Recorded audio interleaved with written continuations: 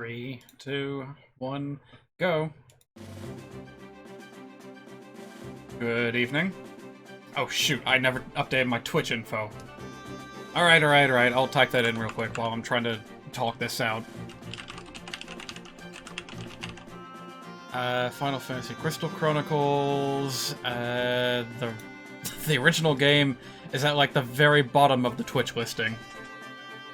I think I still got the... Nope, that's the right one. Okay. So, let me try to explain what's going on here. I've been off my schedule for quite some time. Not necessarily by choice. It's just been a hectic month. And I am going to try my hardest to get back on track with Final Fantasy Crystal Chronicles. Starting tonight. We're gonna try to do a bit of grinding and try to figure out what needs to be done. This might actually be the last time I stream this year, and we'll come back to it in January, because there may be a lot that needs to be done off-stream. Because if I live-streamed every little thing I did with this game, you guys would be bored to tears. I've been trying to keep 4 entirely different characters in balance with each other, and that has not been such a great idea. Basically means that I've had to do quadruple the normal amount of effort in order to keep everyone on par, and that also means that no single character has acquired enough memories, by the game's definition, to proceed to the end game.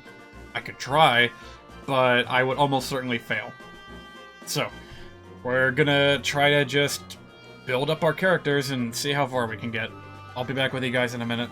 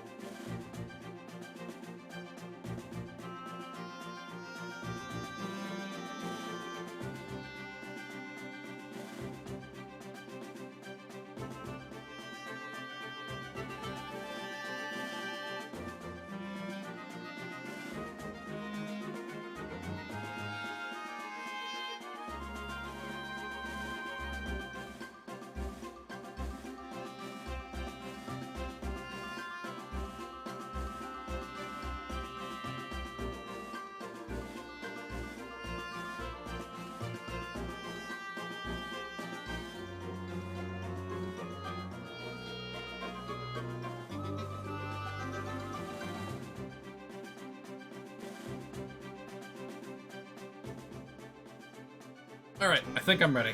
I think I am ready. Let's begin.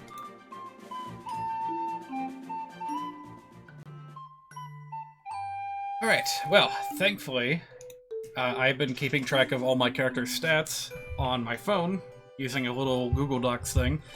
You know, that's something they could have done better with the remake. If you've got multiple characters, why not make it to where you can just see all their stats, like, from here? You know, you could just highlight a character and, press a thing to get their stats, but, You can't even do that for the character you're playing as. You have to enter a map before you can open the menu and check. Which kinda stinks. Let's make sure we don't do that by accident. So, I think I know how I'm going to do this today. So, basically we've done 8 years worth of, dungeons for each character. Well, more like 7. This will be the 8th for Saki. The wind is strong here. Yeah, we've heard it before. I'm starting off here in the Celebration Cave in the hopes that I can get a, what do you call it? A Ring of Thunder. Do I want to use a magic weapon for this one? Sure, why not? Also, do I have shock resistance? I do. Wow, that's got a big sweeping range. Alright, looks like we are more than adequately prepared for this area. Oh, who's trying to shock me?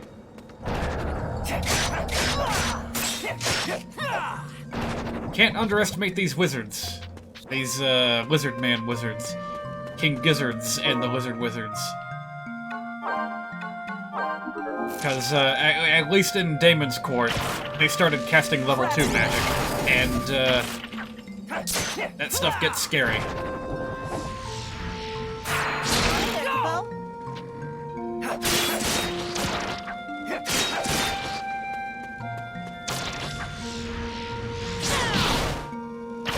Oh man, that doesn't even make him flinch. I don't think I like this soul shot charge attack. Takes a little bit too long to accomplish anything. So, come to think of it, do I even care about monster drops anymore? We've kind of got a lot of everything, including money.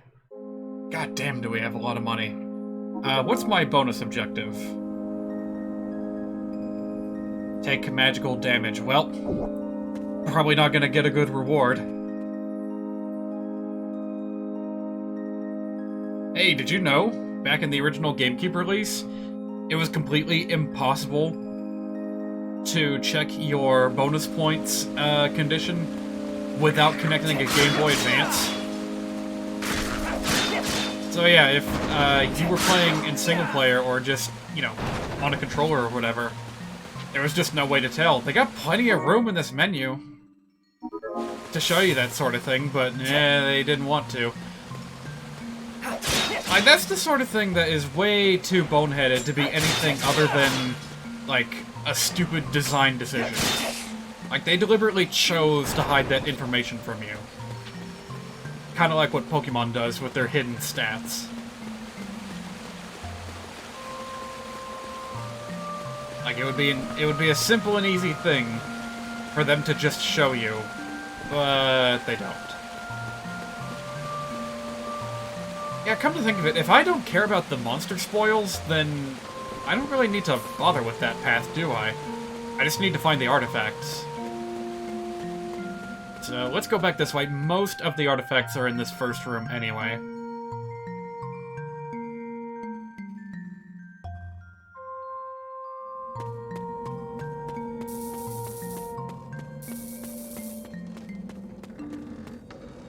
Oh shit, I just remembered. I was looking at the multicolored lights on the ring around the chalice, and I remembered that one of the things I'd put on my Christmas wish list was a, what do you call it? A National Geographic brand, Aurora machine, for lack of a better word.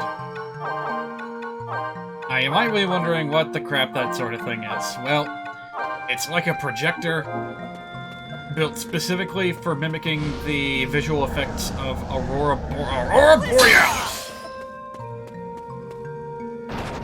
I have no idea how effective it's gonna be. But you know what? It's not like I'm doing anything with this... No, stop that. It's not like I'm doing anything with my ceiling anyway, so may as well put something pretty on it.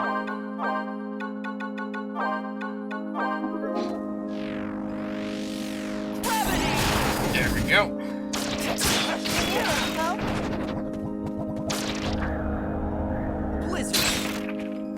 Thank you. Now I can go back to the way things are supposed to be, and am I even gonna need that gravity anymore? Because, like, there's only a few of those bees in this area, right? But there might be, like, stone cockatrices or something. Alright, I'll have to be careful of that.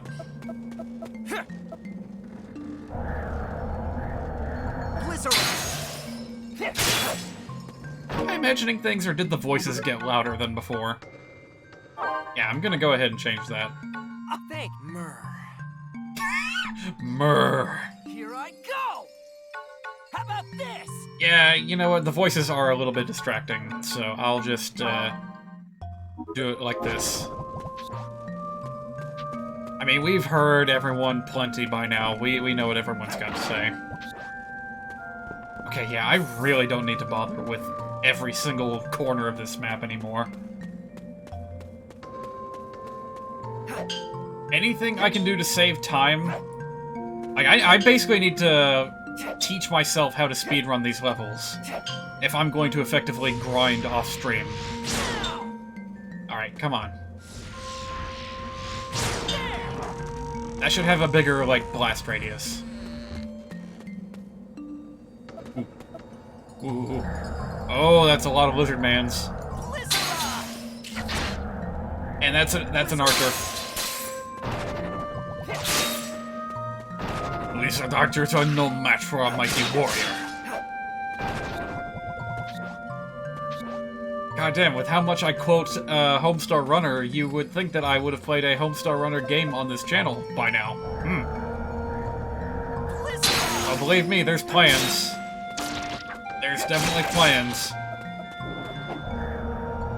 But I don't want to spoil everything just yet.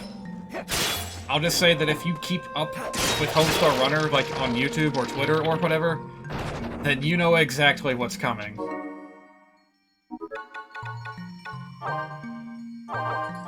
By the way, major apologies to Donkey Kong Country 2, which is kinda getting shafted this year. It was my idea to kind of have that as a backup game, but it just didn't really happen, unfortunately. Maybe early next year I'll find a chance to dig into it.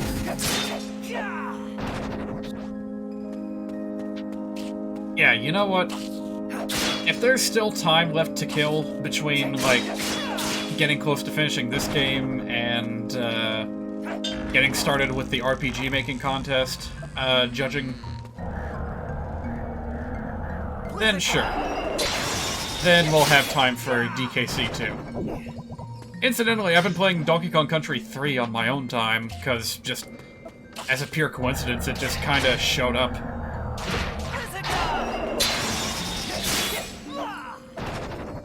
Those guys are big, but they are not strong.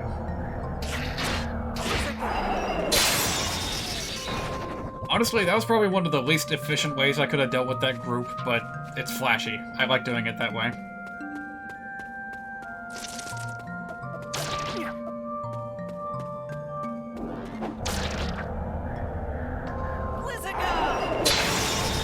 You know what? Let's just keep spamming this. Wait for him to unfreeze and then... Boom! I seriously love Tier 3 magic in this game.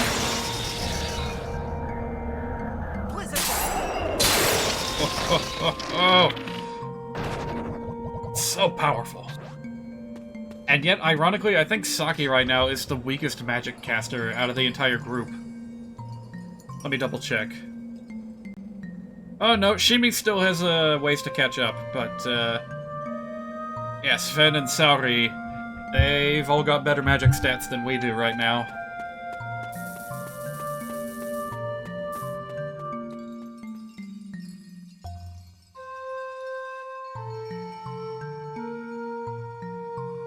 Come to think of it, I wonder what cycle this is for the Celepation's Cave. There's no way to tell from here, is there? I could have checked while I was on the map. Oh well. Ooh. Stay where you are. Wait, did that not do anything? That was... Oh, right, the Gigas resists ice. Right. Okay, we're gonna want something different here, then.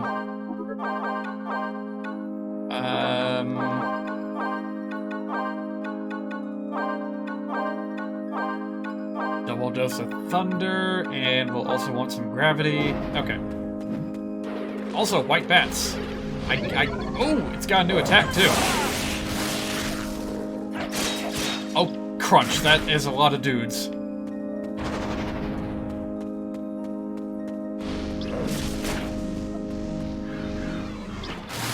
I selected that by accident, but you know what? It would probably be smart to go ahead and... Wow, you are a persistent little fella, aren't you? No, how did I miss that? It was right there. There. Now go away.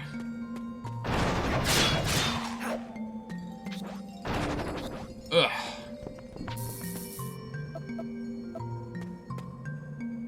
Careful. I start casting, and for some reason, I get the impression that I'm the one being targeted with magic. There we go. Alright. Jellyfish has been squished. Now to deal with the Giga Gas. Why is it so loud? Hang on a minute. Yeah, come to think of it, the whole game is getting kinda loud out of nowhere. So I'm just gonna knock it down by a couple of decibels. Yeah, that really shouldn't be happening, because I just turned down the sound effects volume, and the music is still fairly subdued. So why does the pain of a Gigas... Why is it so loud? Also, you did not care one bit about the fight that was going on here, huh?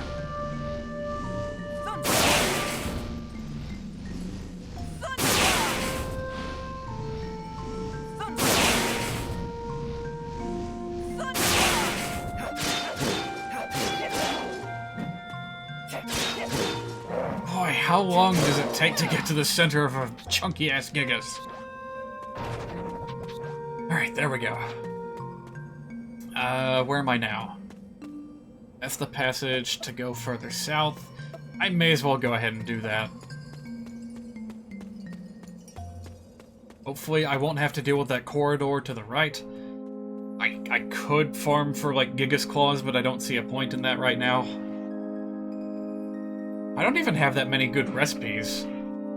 So, like, I really don't... Like, there's no point in grinding for these materials, I don't think, until you know that you need them.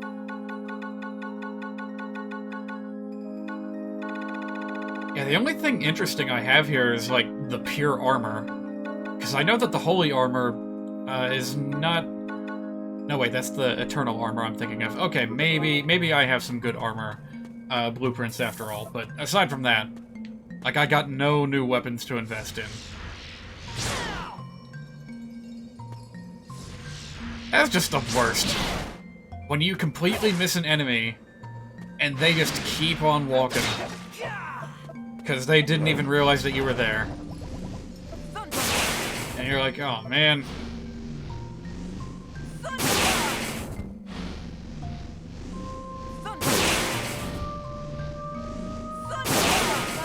It's like, I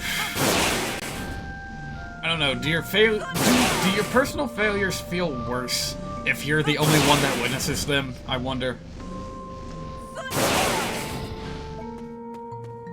Like, yeah, in theory, it would be way worse if there was, if the guy that you missed turned around and laughed at you, but, I don't know. Let's go ahead and do this. Mog.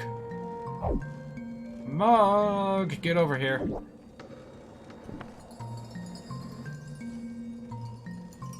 Alright, seriously, am I gonna have to push you in there?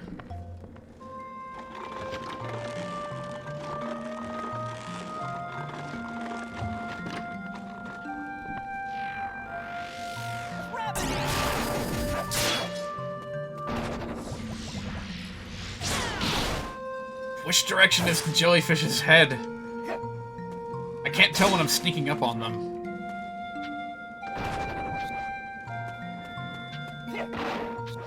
Ah, crap. That wasn't an artifact. Oh yeah, this is not where I need to be. I don't think I've found a single artifact yet. Nope. So all that dungeoneering I've done so far has kind of been moot.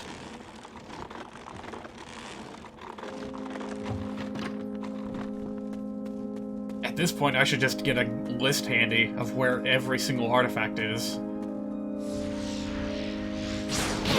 Well, I didn't need that as much as I needed Thunder, but I started charging it, so I decided, you know what, I'm gonna go with it.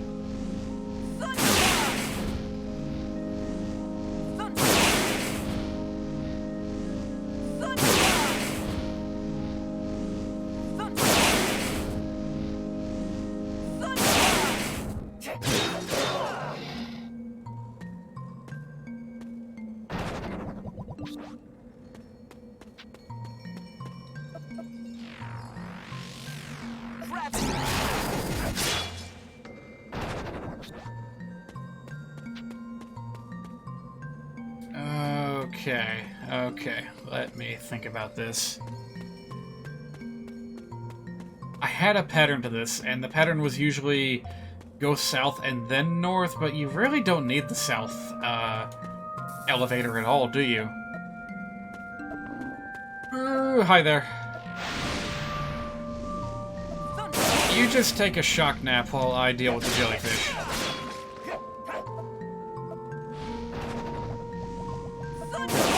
Gotcha.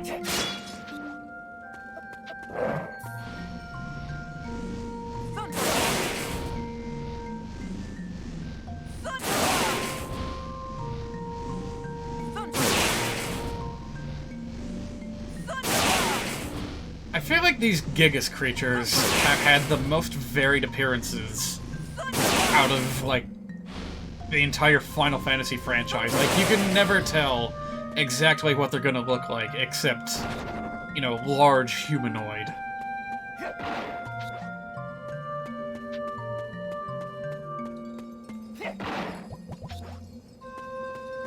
A Ring of Light. Oh, right, I think that's the, miasma protection blueprint.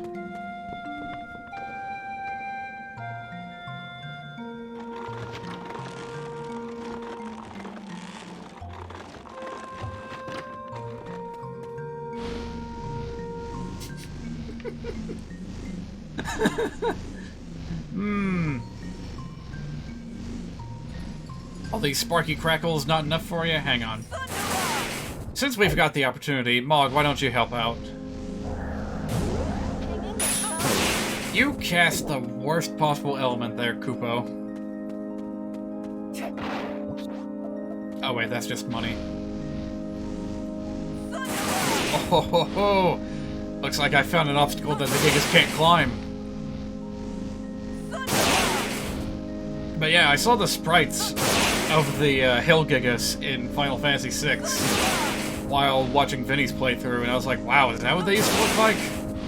And they were like 3 times the size of the ones that were on the NES game.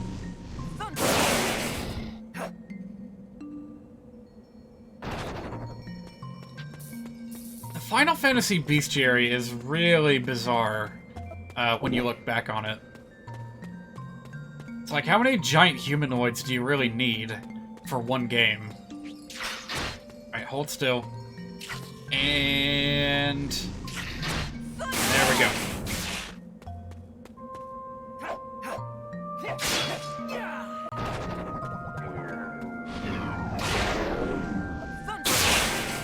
Zappity zap zap.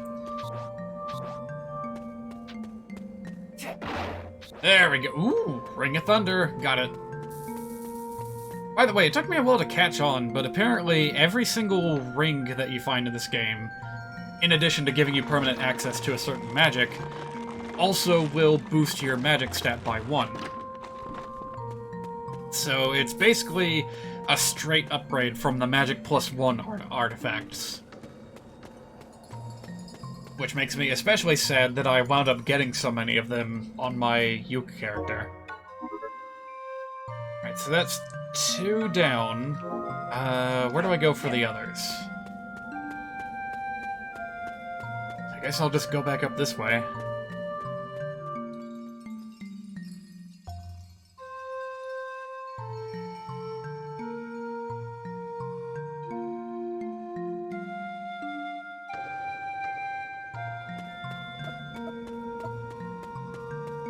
Oh wait, this is the way I came anyway.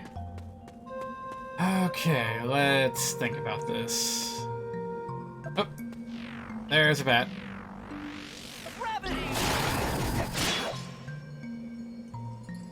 Speaking of tiny flying things, I saw a little bird outside the door today. Oh, not another one. Gravity.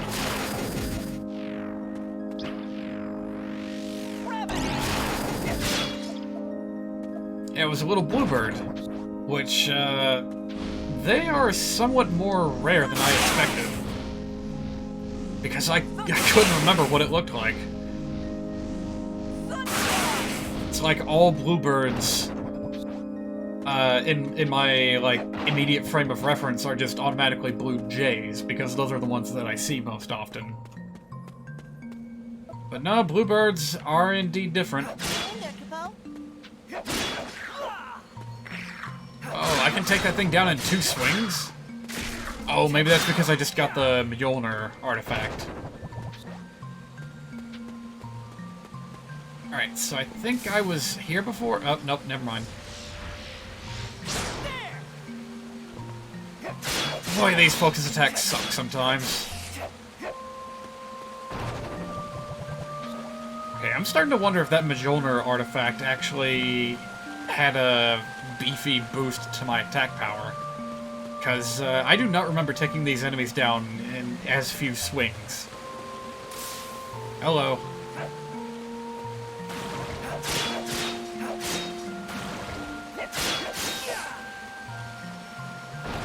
Oh yeah, touching back on like the topic of the Final Fantasy bestiary, like, there's so many redundant entries. And while I can kind of appreciate not just using palette swaps for stronger and stronger monsters, there's just so many of them that are so hard to distinguish in what they do, aside from, you know, stat numbers. It's like you got a fish man, you got a lizard man, there's probably like a kraken man in there somewhere. And it's like, I just don't understand what the difference between any of them is. That guy can cast magic through the wall. You just shot through the wall! That is not fair.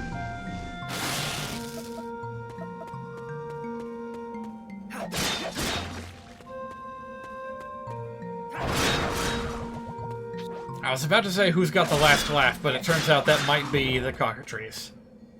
Because he got a status on me. Good for him.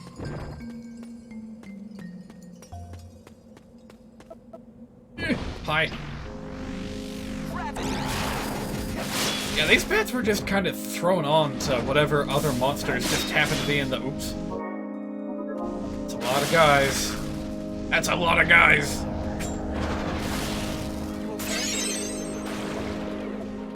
Okay, I'm gonna need some backup here. And I'm not gonna get it cause it takes so long for Mog to charge anything. But fine. You missed. Just get these jellyfish out of here so I can focus. There we go. Now I can at least cast my thunder magic without anything else getting in the way.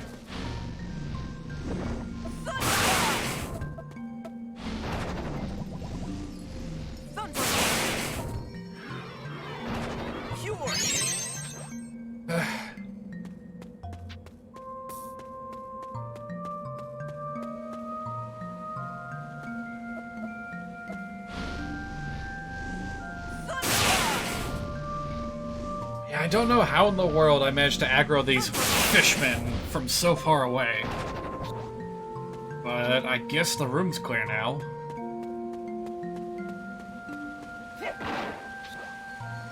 Rat's Tail. Huh. I don't remember that one. Well, speaking of Final Fantasy 1, there's the Rat's Tail. Probably nowhere near as important in this game as it was in Final Fantasy 1. Hi.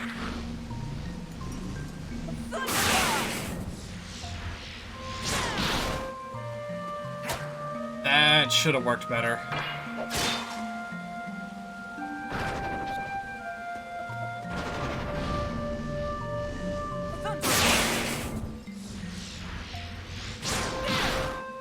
Well, if I can intercept him, well, that worked better than expected. I didn't think I'd be able to reach from there.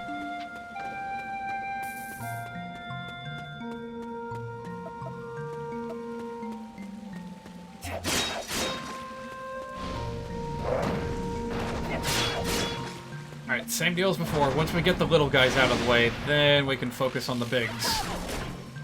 What did I do? Hang on a minute. I cast my spell, didn't I?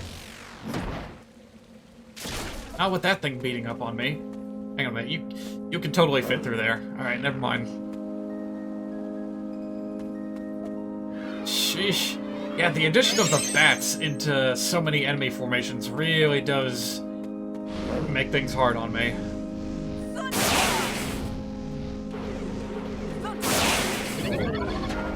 If it weren't for the cockatrices, like, resisting stop magic, I might consider just using that. And, like, trying to play it evasive.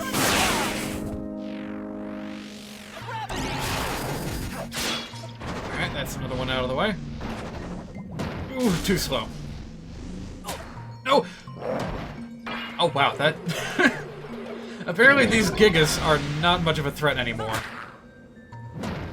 Because, like, the petrification status is supposed to, like, make you take more damage or something, right?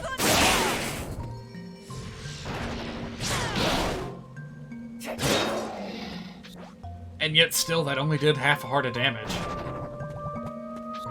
Okay, I have gotten, like, 3 Gigas Claws in this dungeon. I don't need any more. Maybe I should just rely on slow and stop magic.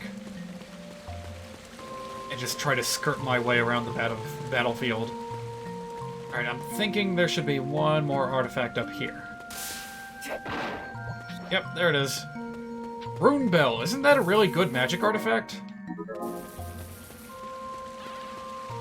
Alright, but yeah, we're done. We're out of here. I got what I wanted. Now it's time to leave.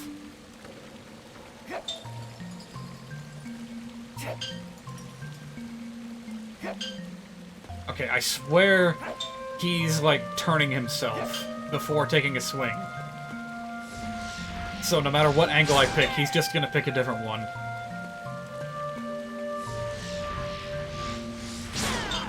There we go. What magic should I bring? Thunder's no good. And Blizzard probably won't be that effective, so I guess Fire would be best? God, I hope there's no bats in the boss fight. Also gonna keep a Phoenix down handy, just in case.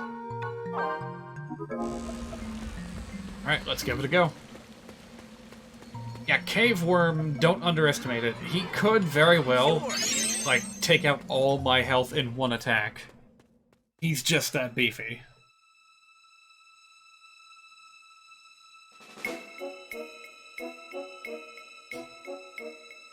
I wonder if I should equip Haste as well. Do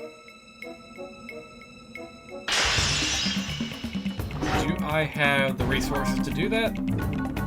Yes I do. Well, sure, why not?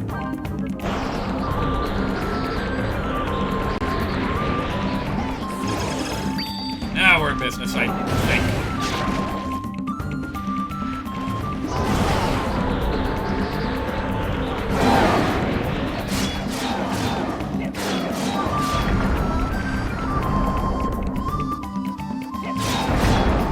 I don't know what the hitbox on that looks like. So, actually, you know what? That barely even hurts. So screw it, I'll just tank the hits and keep swinging. Yeah, unless he, like, jumps up in the air, that's when I'll back off. But this is nothing.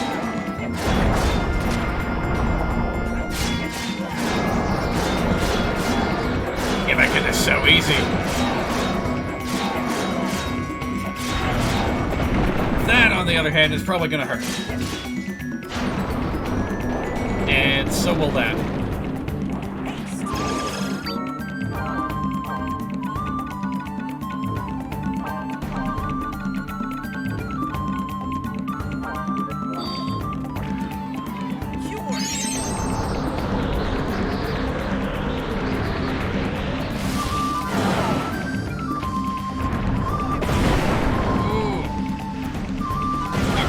I thought that was going to be, like, more impactful.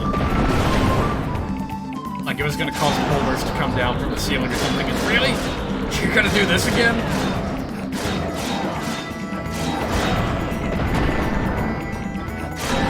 Okay, wow, yeah, that was way easier than I expected.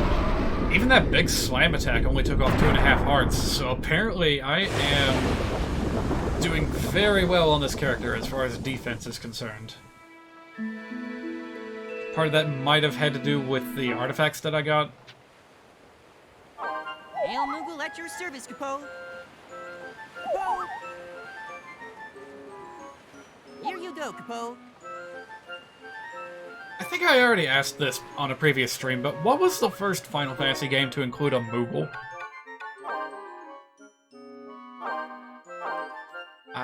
Julia. Who's Julia again? Ah, whatever. So, do we have any seeds to send?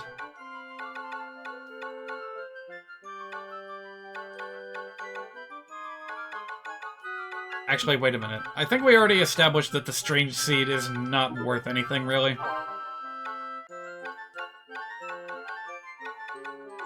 It's like a random... Yeah, it's just a random fruit or vegetable, so...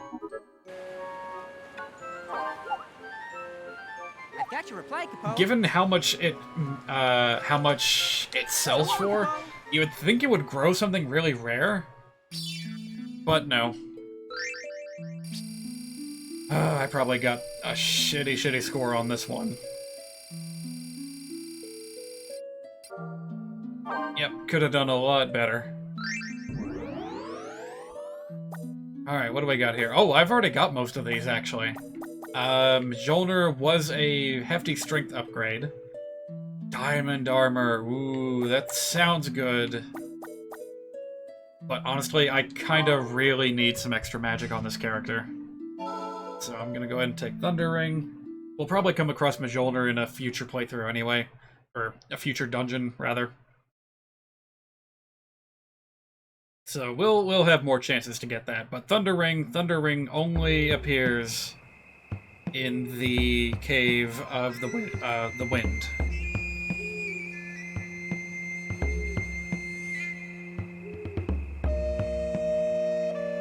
Alright, so I also need to double check and see how many memories this character has.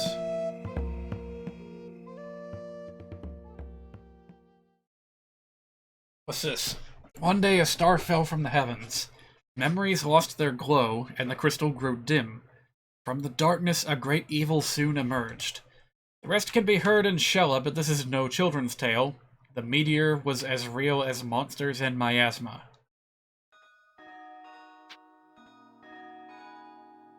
Ugh. I don't think I've ever mentioned this before, but this particular track in the soundtrack, like, makes me really uncomfortable. Because I previously used it as, an alarm, like a wake-up alarm.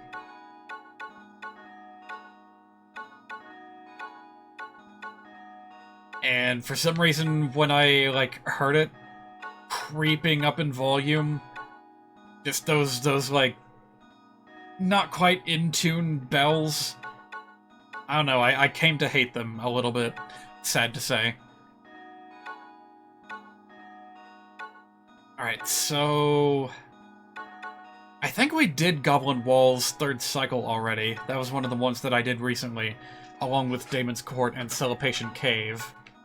So now we need to go after Machette Manor and these two. Okay, let's do it.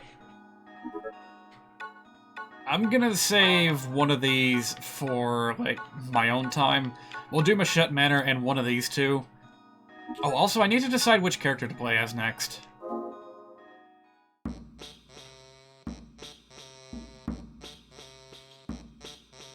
Come to think of it, didn't my mate request that I play as... Oh, hello there.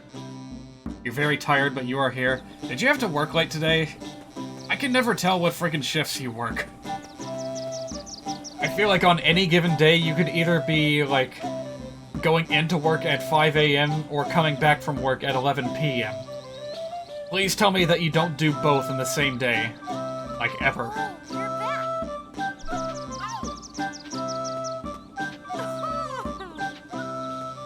Oh. Alright, what is my memory stat looking at, what the crap? 28 memories? When did that happen? Wow. Did I just do a bunch of grinding with this character and forget about it?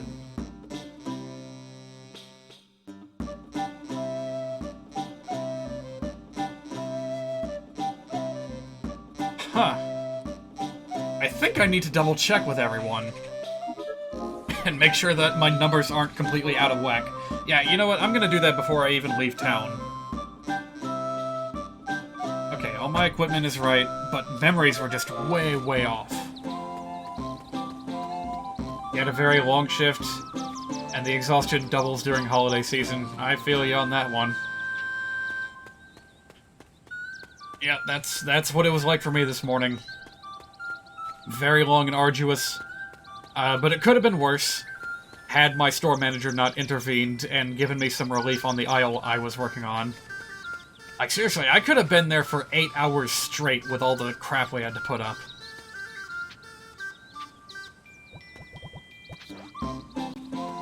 Including, for some reason, a humongous amount of craft dressing. I don't know why we're specifically stocking a lot of that right now. I mean, sure, some of it was out of stock, but, like, is that something people are gonna be eating a lot of this holiday season? Salads with dressing? I don't know. Like, flour and sugar, I get that. I know why we've got a bajillion of those. Oh, you know what? That reminds me of something, a story that I can share. It's not much of a story, it's more like a... Fucking Christ, I want to splurge on these, but I don't have any recipes for them. We've been going through a lot of damaged crap in the store I work at. And some days it gets really out of hand.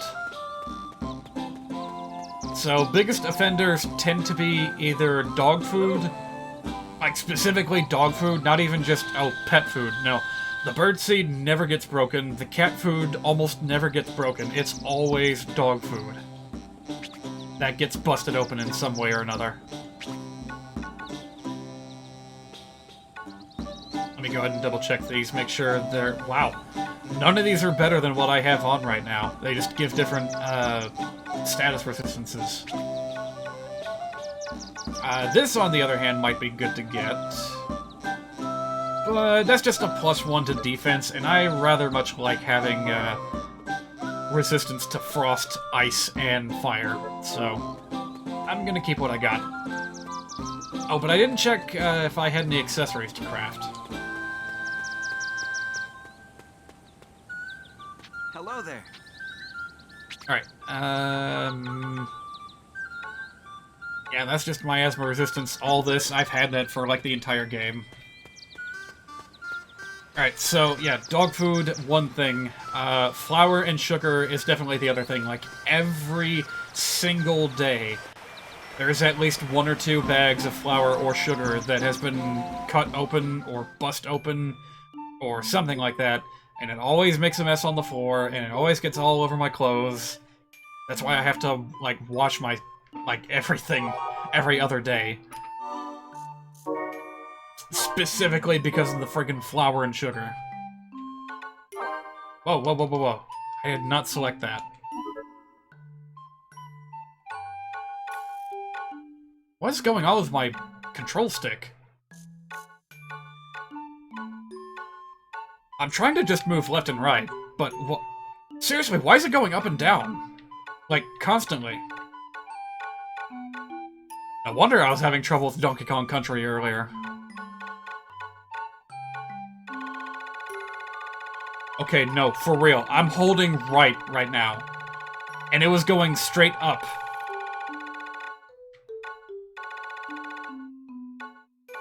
This is something completely different than Joy-Con drift. This is, like, completely incorrect inputs.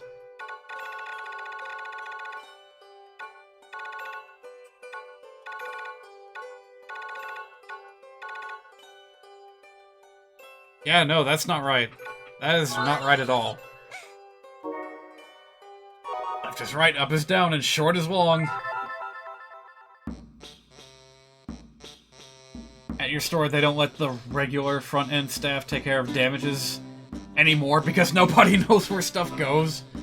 You know you're dealing with some real amateurs when you see a slab of meat sitting on a box next to the trash compactor. Ugh. Well, the damaged stuff, at least at my store, all goes... Well, okay, it is broken up by, like, department. But in general, like, anything that we deal with that is broken goes to the same so-called reclaim area, where another employee will go through them, check whether they can be salvaged, mark them down in price if they can, and if not, then it will get scanned out of our inventory and sent to the trash compactor. Now, of course, that absolutely does not apply to perishables. So, you know, if it's produce, it goes to produce. If it's meat, it goes to meat. If it's seafood, it goes to seafood. If it's frozen, it goes to frozen. If it's dairy, it goes to dairy. That should be fairly understandable. I don't know why people at your store would have trouble with that. You must be dealing with a bunch of new hires or something. I mean, I know what that's like. Hey, here's another story. We had 3 new hires this past month. I haven't talked about any of them, but they're all gone now. Every single one of them. So, person A, I'll call him Albert. He was with us for a couple of weeks. And I honestly didn't really like him all that much because he was, it's the strangest thing. He spoke all kinds of, like, 90s hip-hop slang, even though A, he's a white guy, and B, it's not the 90s anymore. But he's only, like, 18 years old, so I'm like, what the crap? People still say these things? But that's completely irrelevant. No, the reason why I didn't like him was that he was very slow in the uptake. Hello. And, very much glued to his cell phone, which is, you know, not good in any workplace environment. And number 3, he never covered his goddamn mouth when he, like, sneezed. Hello Like, there. never even tried. He just let it all go. All over the place. And add to that, like, on his first week, he didn't have, like, a facial mask to wear when customers were around, which is a big no-no in my store. Like, they don't really care what you do while the store is closed, but if there's customers on the floor, you have to have a face mask to wear. So the fact that he didn't seem to own one was a real red flag to me, and I thought to myself, man, if I have to work with this guy for a whole month, like, side by side, then I'm gonna get infected. But he got fired a couple of days ago, so I don't have to worry about that anymore. But on the other hand, I wish that they had waited a little bit longer. Seriously, this controller thing is not good. I wonder if maybe, you know what? This does happen with controllers sometimes, where if you, like, turn on the console and you got, like, the joystick pointed in a certain direction, that'll be registered as neutral. So let me just try reconnecting it. See if that helps.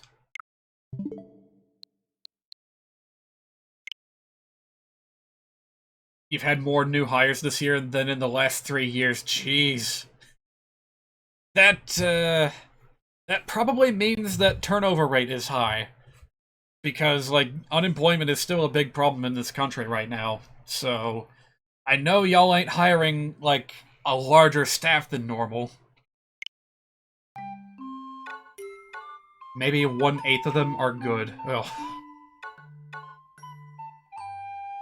You're required to wear a face mask regardless of customers at your store, which is understandable. Yeah, I would be okay if my store enforced a stricter policy, but the environment I work in basically puts me by myself on an aisle for like 4 to 6 hours a day. So I just don't bother with a mask during that time frame. Doesn't really make any sense if I'm not going to be around anyone. And I'll take, like, the stuff that I do is very physically strenuous, so I'll take any kind of relief I can get. But I have been trying to wear my mask more often while we're, like, all clumped together in the back room, breaking stuff down off the truck. And that will probably go a long way. I feel like this time of year, like when we most want to drop our guard, is when we will also be the most vulnerable. So, like, right when you think that you're exhausted and you can't take anymore, that's when you need to put your guard up more than ever. Can't rest easy just yet. Especially since there's a new, like, mutation cropping up in Great Britain. Yeah, that was a bit worrying to read about. Like, the UK is going into a very strict lockdown right now because of the new like spike mutation on the virus that developed in there. How did it develop? Apparently, the virus got into someone that had a very incapable immune system.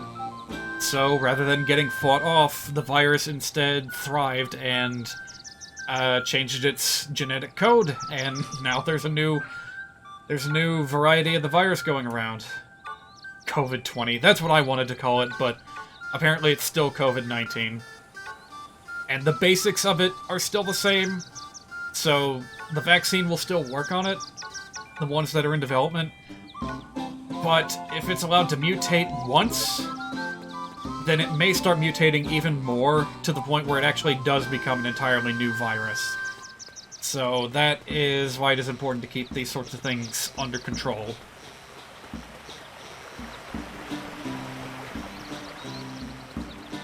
COVID-19 too. Yeah, that's a way to think about it. I was thinking of making a post to Twitter, citing a BBC article and calling it COVID-19.1. Like, it's the 1.1 update. It's the... it's the DLC patch. What a state the world is in when I can compare a virus's mutation strands to the release schedule of a AAA video game. Wait, I was supposed to be checking character stats. I completely forgot about that. Oops.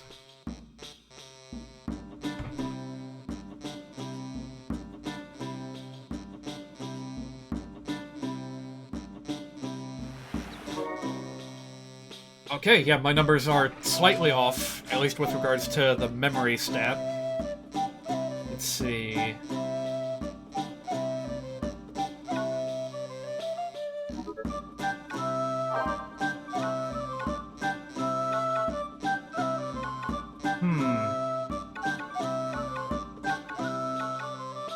Strange.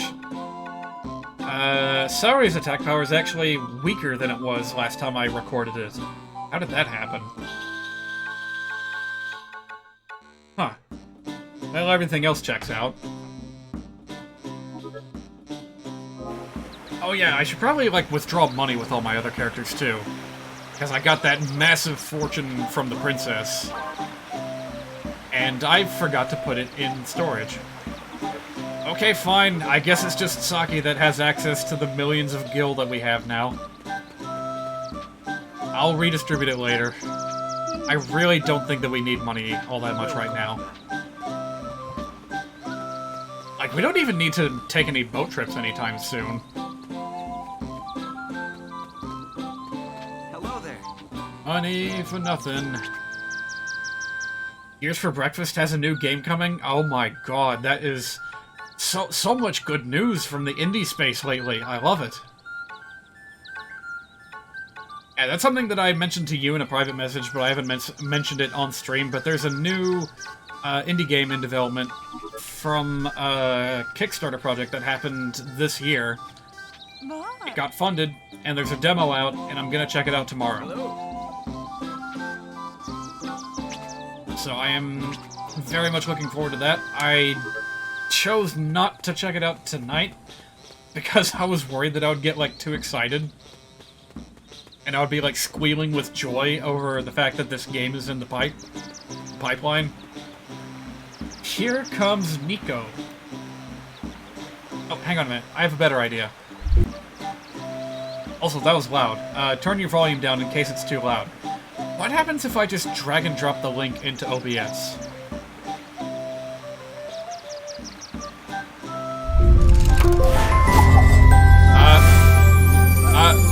Yep, that's loud.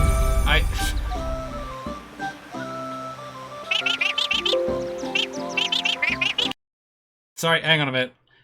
I've got it muted. Now, is it possible to interact with these things in the browser?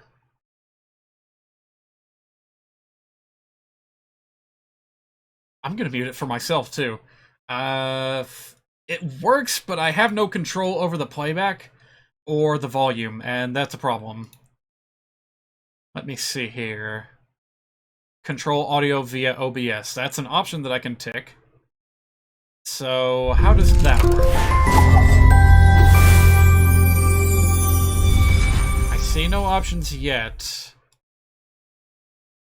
Oh, there it is. There it is. I figured it out. Okay.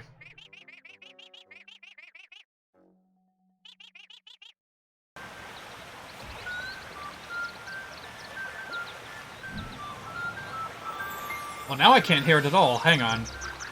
Can you guys hear it?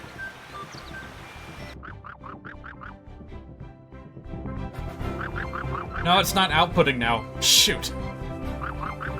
Actually, maybe it is working and I just can't hear it.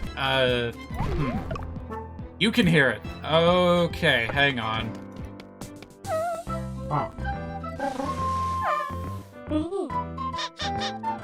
Okay, now I can hear it. But now I'm worried that there may be, like, an echo. Hang on, let me try this instead.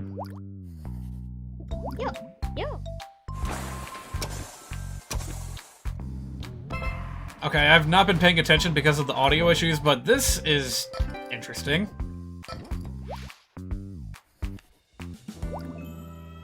I have no idea what's going on.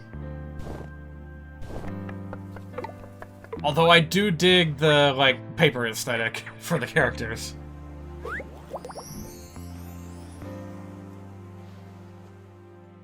Well, here comes Nico. I have absolutely no idea what kind of game this is going to be. The splash art at the end makes me think that it's going to be, or going to try to be Animal Crossing-ish. It's a 3D platformer, really? A 3D platformer with, 2D sprites? I mean, it kind of worked for Paper Mario, but can they make it work with, like, advanced 3D platforming? I wonder.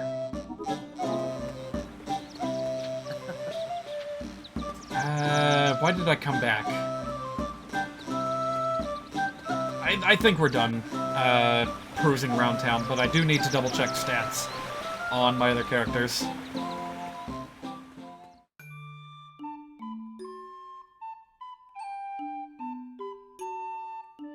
Alright, so hey, that's a cool thing that I can do now. I can just drag links into the browser, and I've learned how to control the audio, no less. So that will make things easier in case people want to send me links for things in the future. I'm feeling fabulous! Yeah, there's definitely something up with this controller. Will it change anything if I, like, plug it in? This is the new Pro Controller that I got, by the way. Not a good sign that I'm already having trouble with it. But yeah, let's see what happens when I plug it in.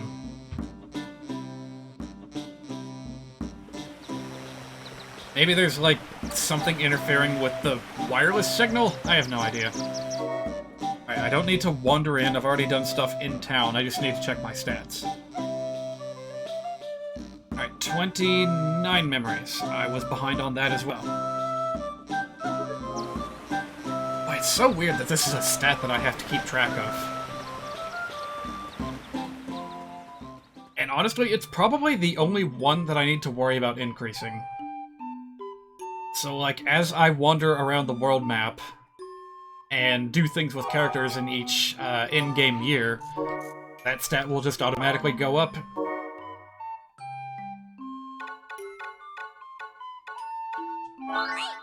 Man, this is starting to make me want to use the D-pad for this game. Jeez.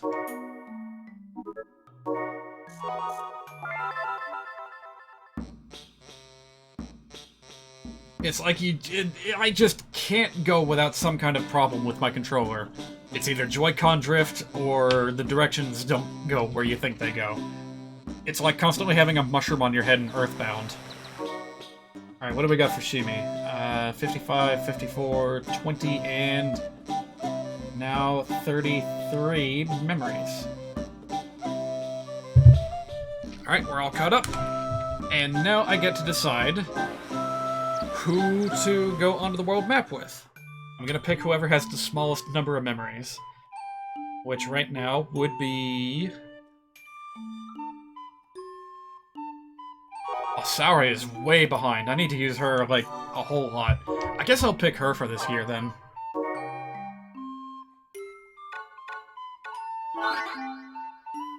In more indie news, Tate Multimedia, creators of Cow the Kangaroo, and your favorite Polish game dev, considering their... Oh, I thought you were about to follow that up with, like, news about what they've been up to. So you just wanted to mention them. Okay, Tate Multimedia made Cow the Kangaroo, and they are based in Poland. Gotcha.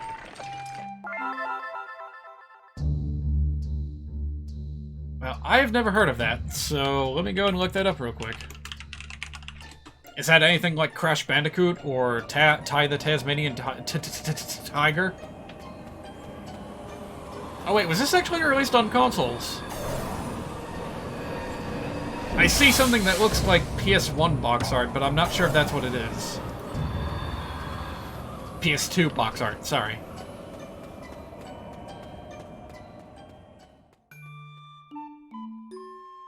Oh, maybe this is what they developed before they went indie or something. Boy, he's, Something about his face just doesn't sit right with me. He's like one of those characters that should never be looked at from the front. Okay, I found two pictures. One of an old design and one of a new design. Can I please just look at the image? Thanks. Okay.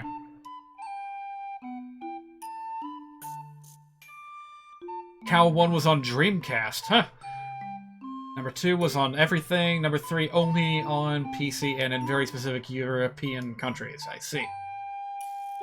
That's pretty exclusive. Alright, so that's a render of Cow the Kangaroo that I very much do not like. That's like... those eyes. This is not a face that I want watching me while I sleep. It's like an overeager kids cartoon character that just does not know how to tone it down.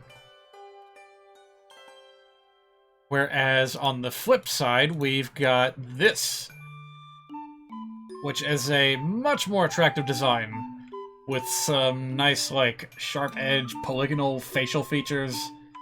Actually, is this concept art, or is this like an official render, I wonder?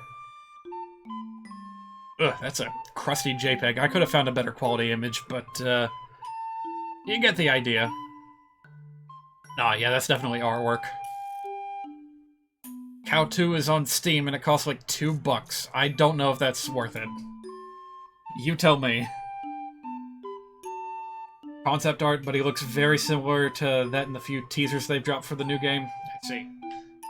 You know, it's a funny thing. They tried a pseudo-polygonal art style like that for Banjo-Kazooie Nuts and Bolts, and I hated it. But maybe that's just because I was more used to the round features of, you know, N64 Banjo-Kazooie. Okay, we've talked to you like a bajillion Barely times. survived the encounter. So, remember, their lives... Be on the lookout for Orc Kings. Right, because there's so many of those wandering around. It's actually not bad. It's a fairly standard B-grade platformer of the early 2000s. Even so, it would have to be pretty exceptional for me to consider giving it a shot on stream. Because that seems to describe an awful lot of games from the PlayStation 2 era. First one that comes to my mind is SpongeBob Battle for Bikini Bottom.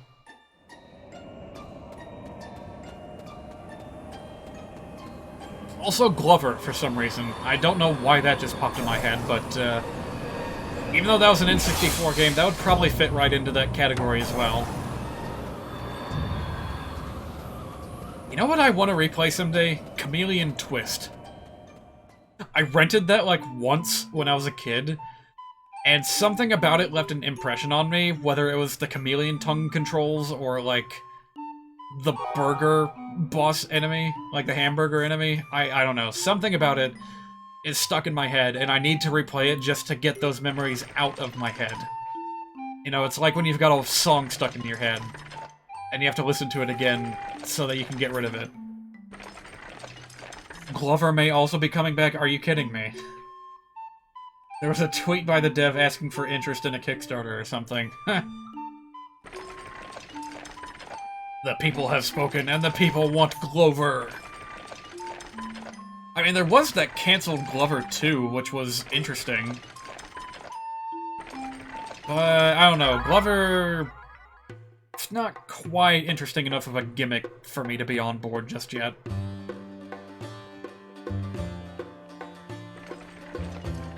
I would play, like, a demo of it, and not much more. Okay, this is weird. This is weird. This is weird. Why are they all turning in unison? Why are they all facing the same way? Listen, a foreign substance invaded the world model. It has consumed the model completely from within. Now the world model is nothing more than a monster model. What? That world model lacked a simulation of the crystal's power. This guy sounds like a coworker of mine speaking through a helmet. It was therefore destined to perish. We have determined that the foreign substance did not originate within the world model. It must have come from outside and absorbed the world model's power. Sounds like Chrono Trigger. Such a phenomenon happened to our world long ago, too. An ancient Celtic text, recently unearthed, states the following. Okay, I turned down the voice volume so that I wouldn't have to deal with the constant chatter in the middle of dungeons. But admittedly, it is making the cutscenes harder to listen to. A meteor carried miasma to our world. Well, can't get much more plain than that, huh? There are discrepancies between that and the model, however. For instance, the mold on the world model did not originate from space. The foreign substance absorbed the power of the model. But what of this world? You may be surprised to learn that we have given little thought to the source of the miasma. We also considered the sudden outbreak of monsters to be part of the world's design. For example, have you ever seen young orcs or witnessed their birth? That's a very good question. I'm surprised to hear a fantasy creature asking me that question. They are such prominent monsters, yet their origins have never been documented. Miasma came from the outside, and something continues to generate it. But from where? Although most monsters are not biological, they continue to spawn. How can this be? And what is the source of their energy? The world model has opened our eyes to several important facets that we previously overlooked. Boy, I wish I was creative enough to get that much scientific inspiration from a loaf of moldy bread. Remember, never underestimate Bannock.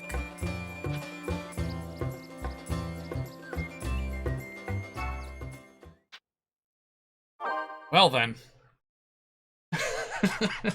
That was an unexpected war dump, but there we go.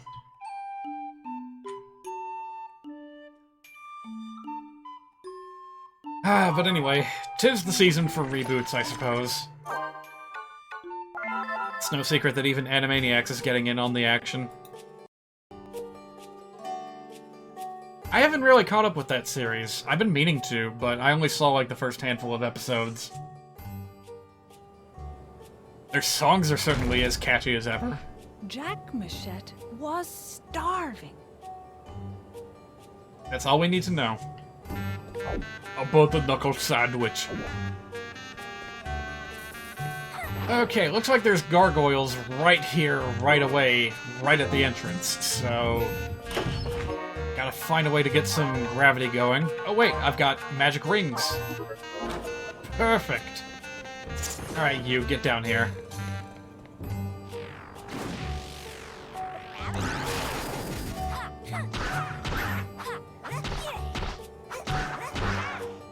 There we go. At least they're easier to take down than the giant birds in the other zone, the desert zone. Watched a quick compilation of jokes from Animaniacs 2020. One had you absolutely floored. Oh boy. Was it the gigantic Trump Cyclops? Now, the Cyclops in itself isn't that funny. It was the like one-liner at the very end that killed me. Oh, we can't do anything to interfere with the giant Trump on the island. No, the gods forbade it because he's technically a demigod. Or should I say demagogue? And if you know what that word means, well, there's your joke.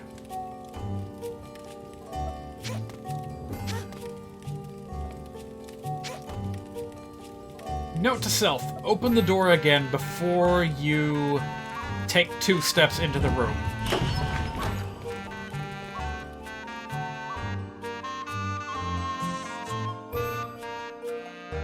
This one. Alright, I'm gonna open this in my browser rather than in OBS just so that I can, like, skip around. Whoa, whoa, whoa, whoa, whoa, whoa, whoa, whoa. You know, because I don't want to be playing a full-on, Animagiacs clip here on stream. There we go. It's already cropped and everything. Hooray! This is the problem with being rich. Your only other nickname is Dick? No.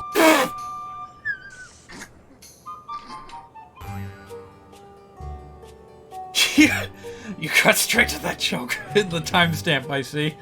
That's all we need. That is all that I need. That is... That's good. How did they follow that up? Oh! Okay, this cuts to a completely different clip. Okay.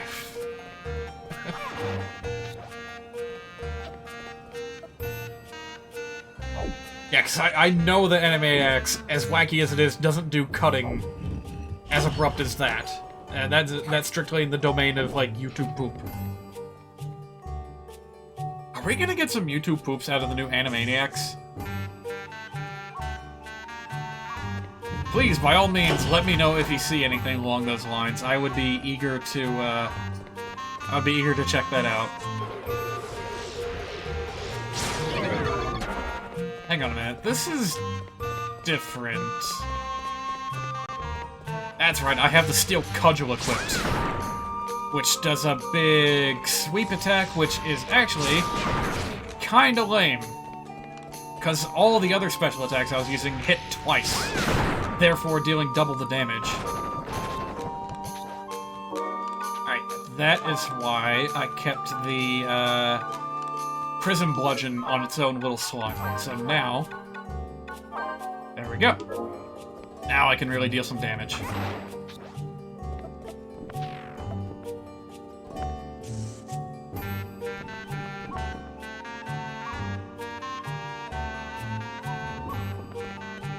I was just taking a moment to soak up the scenery. I thought to myself, who exactly is Jack Machette having over for dinner? That uses chairs as large as this, but also a table as small as that. That's what Bilbo Baggins hates. I'm definitely more involved with the YouTube poop scene. Well, I don't know about that. There's a couple of artists that I follow, like, religiously, but I have not kept up with the new blood at all.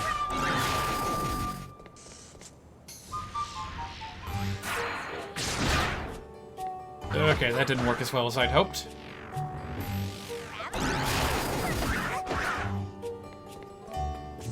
Wait, push the button! There we go.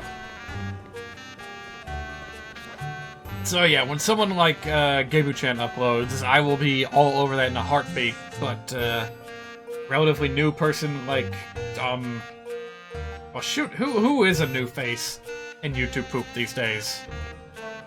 It took me a while to get used to the likes of Timothée LSD, but I don't even follow that guy. In fact, I think the only time I've ever followed a new user in the world of YouTube poop is because, like, it's because I, like, saw a video of theirs in the favorites playlist of, a person that is, like, a member of the YouTube poop alt guard. That's how I discovered those Grinch YouTube poops.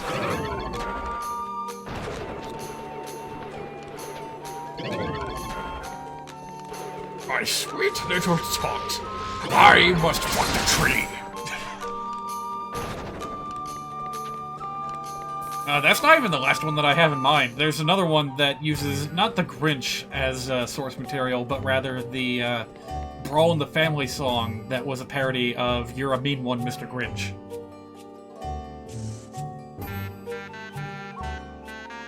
You're a penguin. Dee-dee-dee. You have a re-dead in your smile.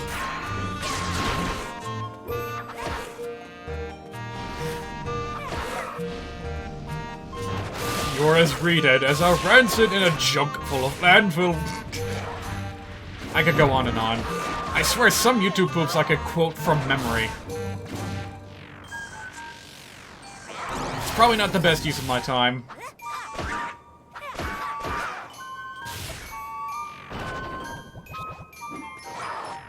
Part of this obsession of mine goes back to the days of Macromedia Flash and Newgrounds. You know, that's where memes used to proliferate. So there were certain Flash animations that I would be able to quote pretty much from memory.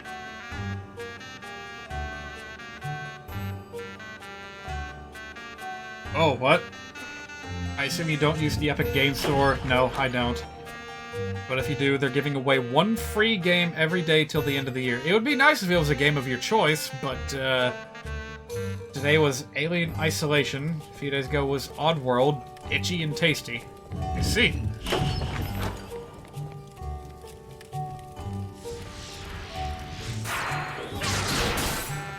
Honestly, I'm not sure I would have much use for that. Unless I turn it into its own, like, dedicated stream sub-series. Like, oh, it's an advent calendar sponsored by the Epic Game Store. Every single day is a whole new game. That's about the only situation where I would get any mileage out of all those games. Otherwise, there's a pretty good chance that, like, 80% of them I would have no interest in. And I'm very much an opponent of clutter these days, so... Well, in theory anyway, I still have a whole bunch of unplayed games in my Steam library. Looking at you, Dragon Ball Z Kakarot.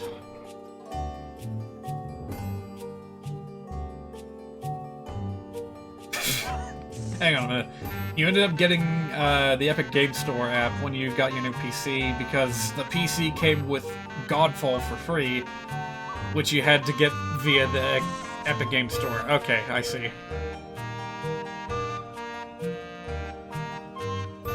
You can't just buy a product anymore, can you? Well, okay, it was a gift, but still. It's not much of a gift, in my opinion, if you have to subscribe to an entirely new service in order to use it, even if it is free. Like, you're still providing your info and credentials to whatever this company is. which is definitely worth a lot of money to him.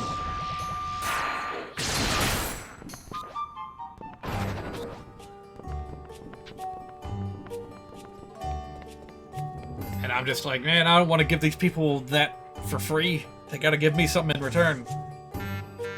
Which I guess you're getting the game in return, but I don't know. It still feels like a bit too much effort for something that should ostensibly just, like, just give you, like, an install code or something. Or even be preloaded onto the hard drive. Wouldn't that be something? I mean, they do that all the time with, like, Microsoft games.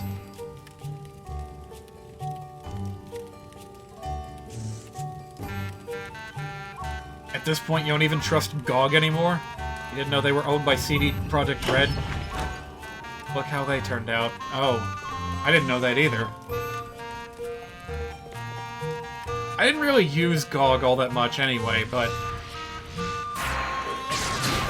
I don't know, man. Is there such a thing as an ethical distributor? There should be, but there may not be.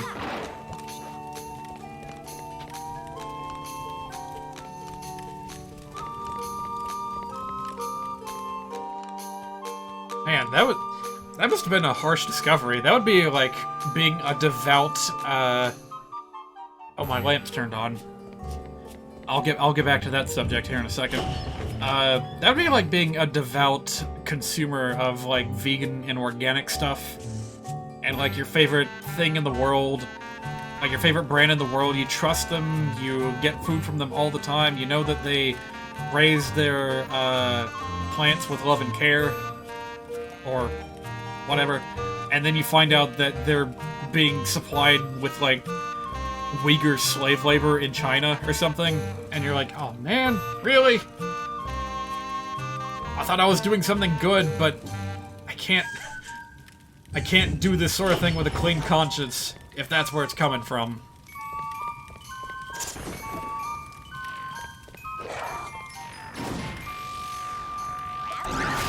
I'm glad that this game has been easy enough for me to just kind of turn my brain off and fool around with while I grind for stuff. Although I am cornered by a Tonberry right now. And that's not a position you ever want to be in a Final Fantasy game.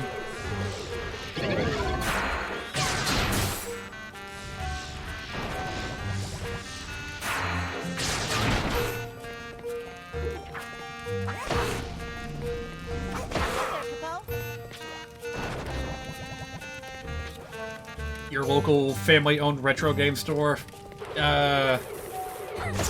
Well,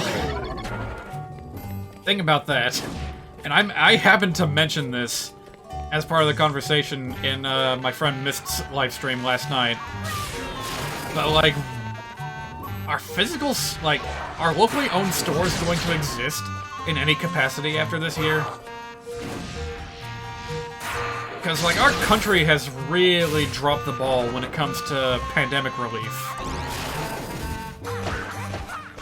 Lots of small businesses, I imagined, are just, like, disappearing, going under. I actually do know of a used game shop in the area. Well, the next town over, but it's not nothing.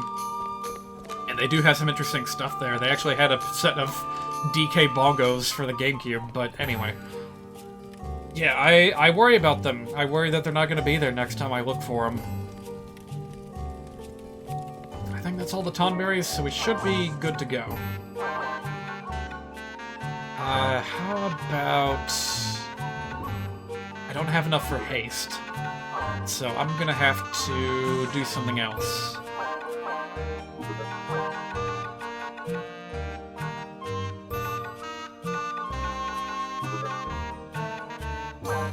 I could do Blizzara. Yeah, let's try that starting out. And I'll keep a Phoenix down just in case. And if I'm not mistaken, the equipment I'm wearing protects against paralysis. Oh, stop paralysis, specifically. Okay. We should be good. I heard that Maggie, in later cycles of this boss fight, starts getting access to stop magic, which can be very dangerous. Well, we'll find out soon enough.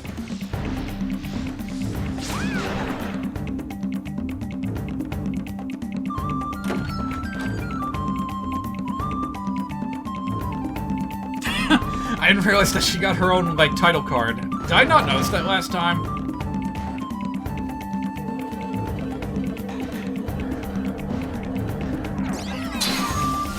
Yep, she's trying to hit me with that stop magic. But you know what? It's fine, because I have stop resistance.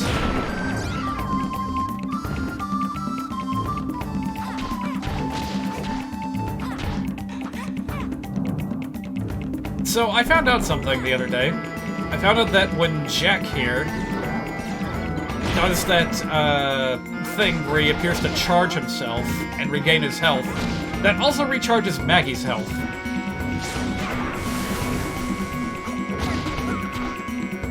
I swear to God, the camera is like my #1 enemy in this boss fight, because I can't see where the crap Maggie is.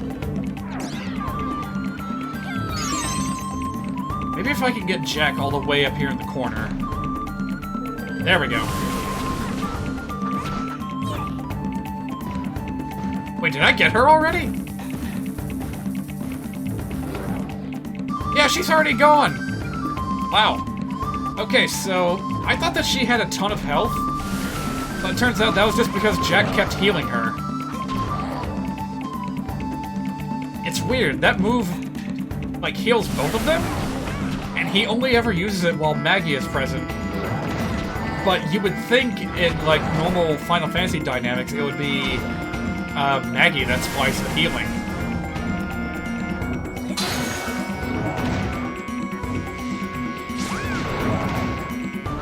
Okay, I don't have a good strategy for Jack here. His attacks cover way too broad of an area. So I'm thinking of just tanking the damage and going whack, whack, whack. I mean, it worked out for the cave worm, didn't it?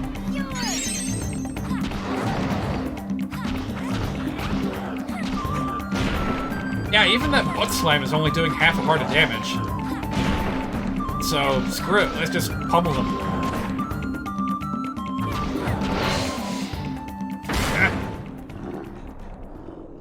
Yeah, that was way easier than last time.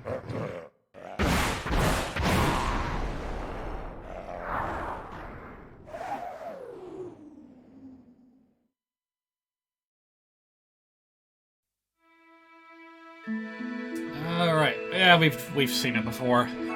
I'm finally at the point where I'm actually skipping the Moogle at your service, Capo. Murdrop cutscenes. Capo. Here you go, Capo. Thinking of my friend Mist, she is... Well, she told me that she was going to be doing, like, grab bag style streaming, all up and down Christmas Eve day. I think that's when it was. Or was it Christmas Day? Or was it King Day? No, well, let's assume for the time being that it's Christmas Eve, because that is the evening that I'm not going to be working? Hang on a minute. Okay, yeah, my schedule was shaken up a little bit this week, so I'm going to be working Wednesday night into Christmas Eve day morning, and then I won't have to work on the eve of Christmas Eve. So, if I end up live streaming at all, it'll be something that I'm doing with her.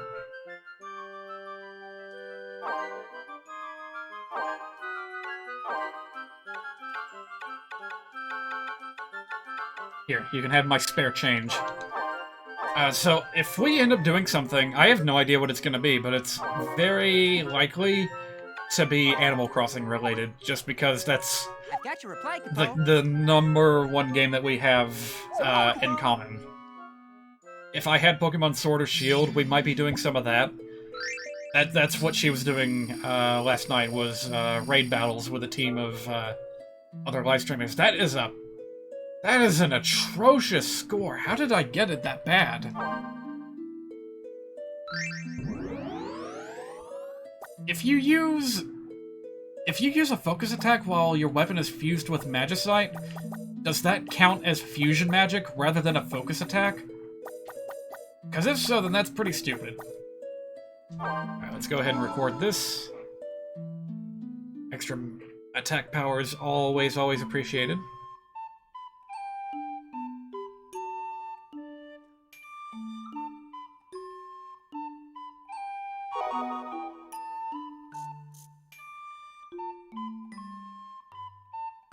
Alright, and now we're going back to the marsh. Actually, you know what?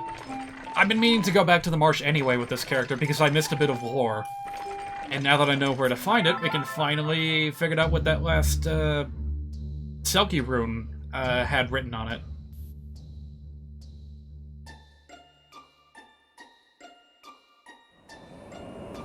That being said, it is going to be... like the swamp was already tough on Cycle 1, and my equipment hasn't gotten that much better since then. So, it's probably going to be hard.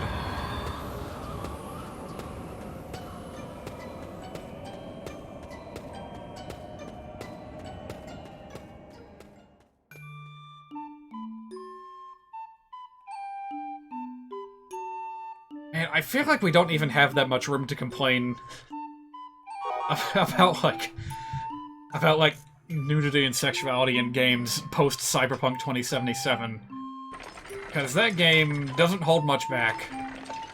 It holds some things back, but it's really loose and wild compared to AAA games of years past. At least from what I've seen of it.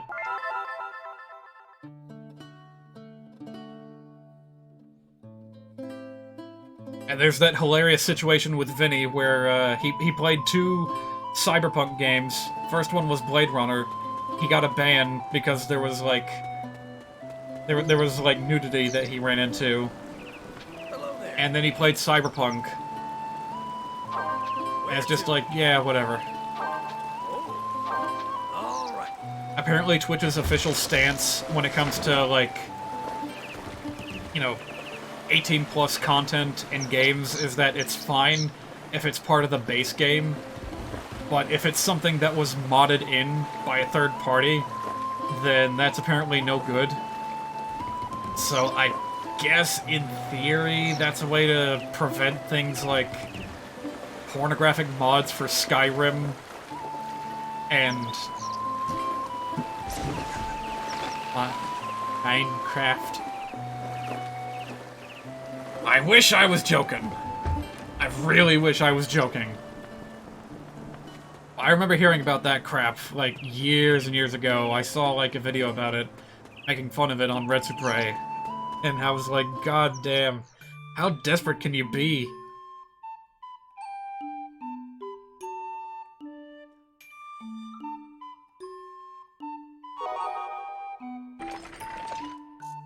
Ah, that's the wrong way.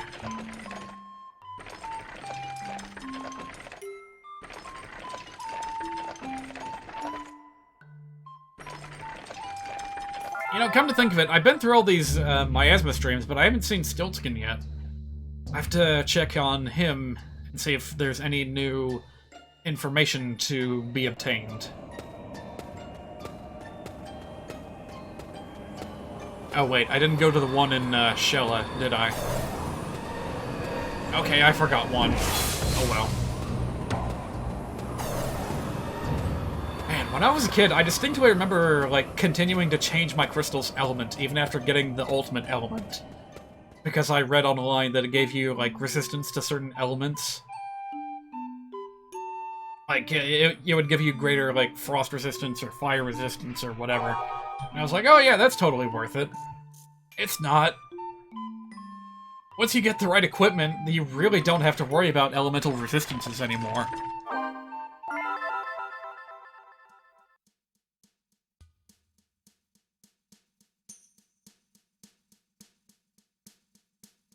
Why do I have a spreadsheet open? Oh, right. I was afraid that I had lost my list of my favorite games. But it turns out I just saved it in a weird folder and I couldn't find it. But here it is. I haven't actually sorted them. I haven't actually built a top 50, but that is something that I want to do for New Year's. So that will be... that'll be a Thursday night when New Year's happens.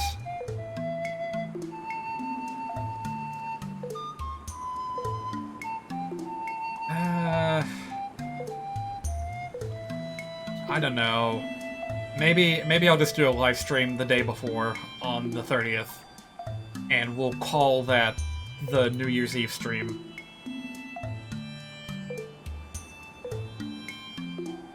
But hey, I do have the list back up, and I already ranked, like, all these games that I played by their genre, and how much I like them. So if there's, like, a certain genre that you would like to know my favorite game in that genre, well, I can answer that question now.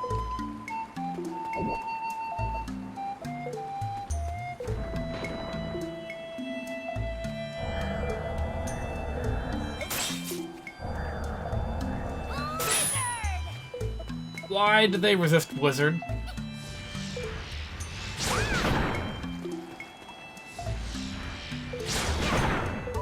Ooh, yeah, these guys are tough. Maybe the Blizzard weapon will help. Well, I mean, it won't help against those things, but I can try.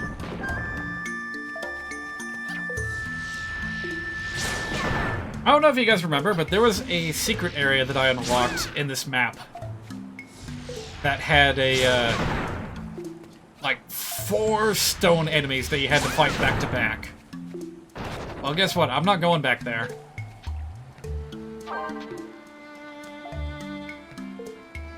Just in case you missed it last time, I'll read all the stones again.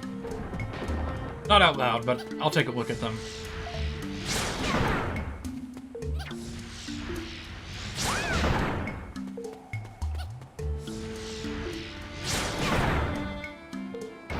This moo creature, I'm pretty sure, also got its start in Final Fantasy VI. You know, in addition to, like, Moogles. Provided that I'm not, getting that totally wrong, and Moogles actually debuted in, like, Final Fantasy V or something. I don't know, I never played more than, like, an hour of that game. It would probably be worth a full playthrough someday. I heard that Final Fantasy V is actually really popular in Japan. And it certainly looks fun, but I don't know. It's the kind of game that you have to kind of invest a lot of thought and effort into because of the job system, and I'm just not ready for that yet. Someday I will be, though.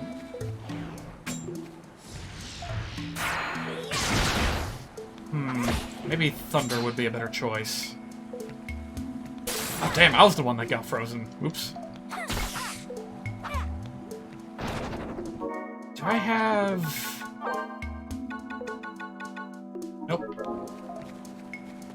You'll notice I never ever use fire fusion weapons. That's because they're kind of lousy. Like, I still don't know what the fire status does to enemies. It doesn't seem to do damage. And of course it doesn't immobilize them in any way, so it's just like... Unless you're hitting a really solid weak point on a monster, there's no point. And then you may as well just use your regular focus attack. Because it's basically the same amount of damage, but with less charge time.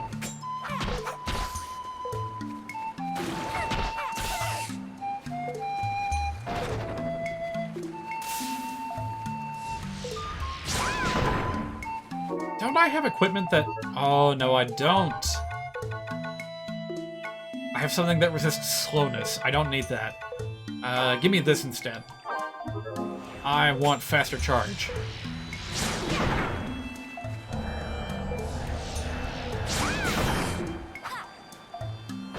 Much better.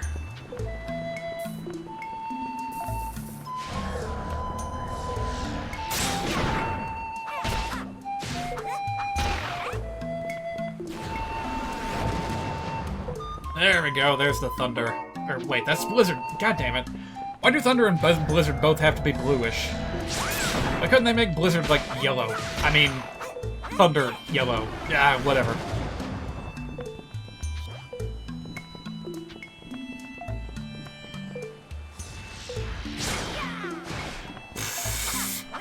swing and a miss.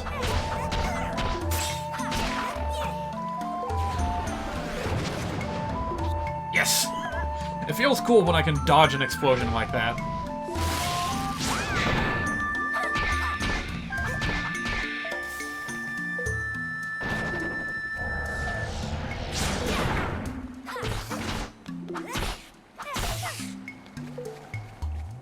Let me see here. Do I have the Cure Magicite yet? I might be able to find that if I'm lucky here.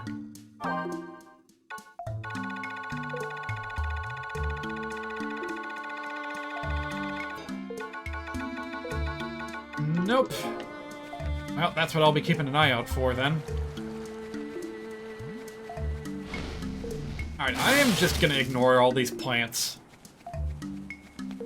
Last I checked, they don't really offer me anything useful anyway. In fact, how about I just, like, blitz through here and not even bother with anything? I am playing a speed-focused character, so this is a viable strategy. Oh wait, what's this? That is not, in fact, anything that I can read, so let's just keep moving. Oh right, that's why I can't just keep running, because of the anchor Moogle attached to me. Well, you know what? Even when I'm trundling along at this speed, I'm still more than a match for the... Uh-oh. Note to self, you can still be damaged while you're reading things.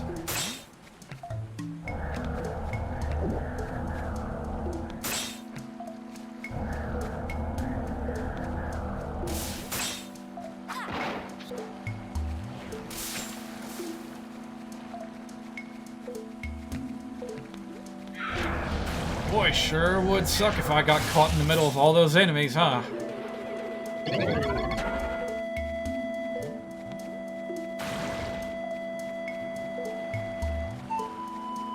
Sneak 100! Alright, I was gonna talk about the lights. As in, my lights here in my room. I got a couple of sconce lights in here recently.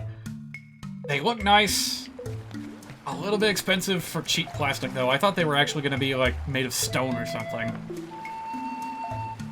But they are battery-powered.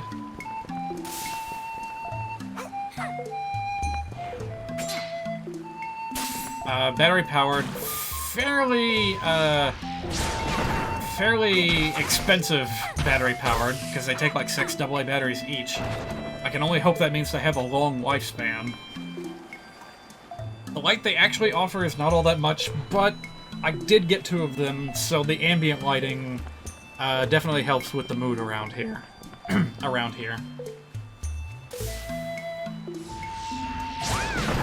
But they have a very peculiar feature that I really wish I had the option to toggle on or off. And that is that they operate on timers. They have one button to turn themselves on, but everything else they do automatically. So here's how it works. You press a button, you turn it on. After 4 hours, it will automatically turn itself off. This is a measure to save on battery. Fair enough, right? Well, it has another feature. A feature in which 24 hours after you first turned it on, it will turn itself back on. And honestly, that is also not too terrible of a feature, but here's the kicker. Here's the real kicker at the end of the day. You can't turn it back on during that 20-hour period between when it shuts itself off and when it turns itself back on again. If you try turning it on, it will immediately shut itself back off.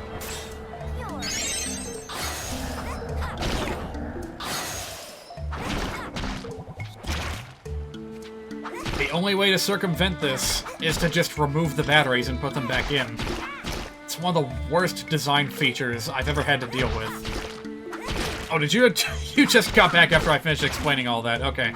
I'll start over. while getting licked to death by a toad. So these lights that I have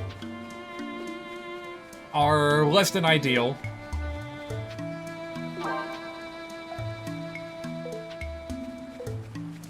It is less than ideal because it's these are battery-operated lights. You press a button, they turn on. After 4 hours of being on, they turn themselves off. 20 hours later, they will turn themselves back on, as part of a 24-hour cycle. This happens automatically, and there's no way to control this on the surface of the device. And the thing that makes it all so horrible is that you cannot turn these lights back on during that 20-hour period. If you try to turn them on, they will shut themselves back off. And the only way to disrupt this 24-hour cycle is to remove the batteries and put them back in. I don't know who the hell thought that was a good idea. But yeah, way to make a solid on-the-surface purchase into something that I regret. Sounds like you need new lights. I just got them! That's the problem. I could send them back and get a refund, but my god, I really don't want to go back to the post office. Hey, here's another story I can share from last week. I sent my friend a gift, and I sent it to my house first from Amazon, so that I could, like, wrap it and then send it to my friend. And that was a big mistake, because the object is so, like, oblong that it required a massive box in order to be shipped from the Postal Service. So take a wild guess how much it cost for me to ship that box. I'll give you a hint, it was in the double digits.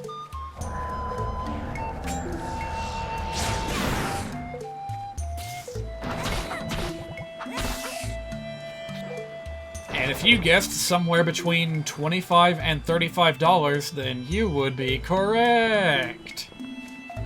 Yeah, I initially went to the post office with the full-size box that I had, and they said, it's like $35, $36 to ship this. I was like, damn, I thought you guys shipped, I thought that the price was based on weight, not surface area. I heard from someone else, oh, that used to be the case, but not no more. So then I went down to, like, a competing business across the street that also did postal stuff, and they helped me, kind of change the shape of the box so that it took up less surface area. It's actually a pretty cool trick that I'm going to use in the future. Yeah, we're not fighting these things. Every single one of them needs to be made vulnerable with gravity, and that is just going to take forever. So, hey, good thing we can just steal the treasure and be on our way, right? So yeah, after getting the package condensed down to a smaller size, it became a slightly more reasonable price of like $25 to $27. But that's still way too much when I could have just, you know, ordered the thing off Amazon and had it shipped for free. If it hadn't been a nearly $100 purchase on the item, like if it was just a $20 thing, I would have saved a lot of time and energy by just ordering the thing all over again and sending it to her address. And it sucks that it has to be that way. But that's just how things be. Did I ever get a Thunder Magicite? I did, okay. This should make things a bit more tolerable. So yeah, I've never had to pay that much on postage before, and hopefully I will never have to do so ever again. Because that was terrible. Even after I saved $10 off of it, I still feel like I was getting ripped off. So why was I talking about the postal thing? Oh right, because of the lights. Yeah, I don't really feel like returning them.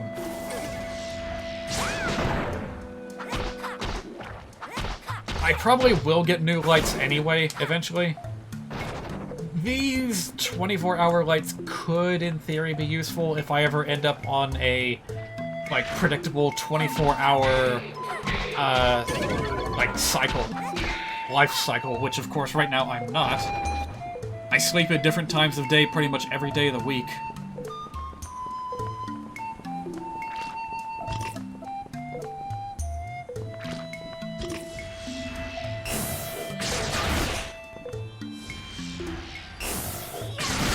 Actually, what I was looking into was, you will have no idea what I'm talking about, but in Animal Crossing at least, there's a very popular kind of light.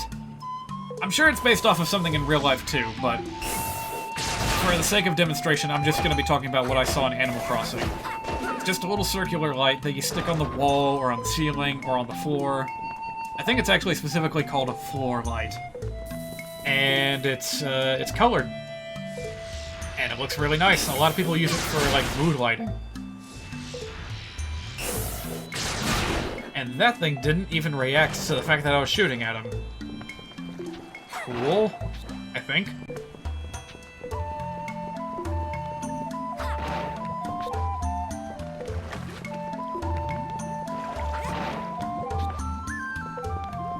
What? Oh... Tell me you're joking. What is this? A fellow VTuber needed an HDMI splitter for his recording setup, so he bought an item that said HDMI splitter. Then, upon its arrival, turns out it wasn't an HDMI splitter, and the fine print on the items page said, not an HDMI splitter. What the fuck?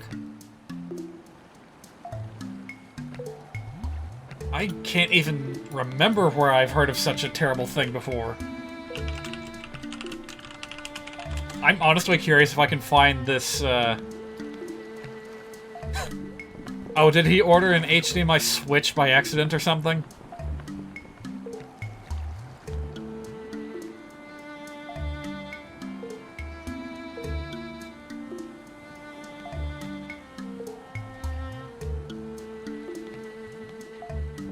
Well, I couldn't find the exact item, with a store listing, but, yeah, that's still terrible. Kazumakun. Okay, yeah, it was a switch.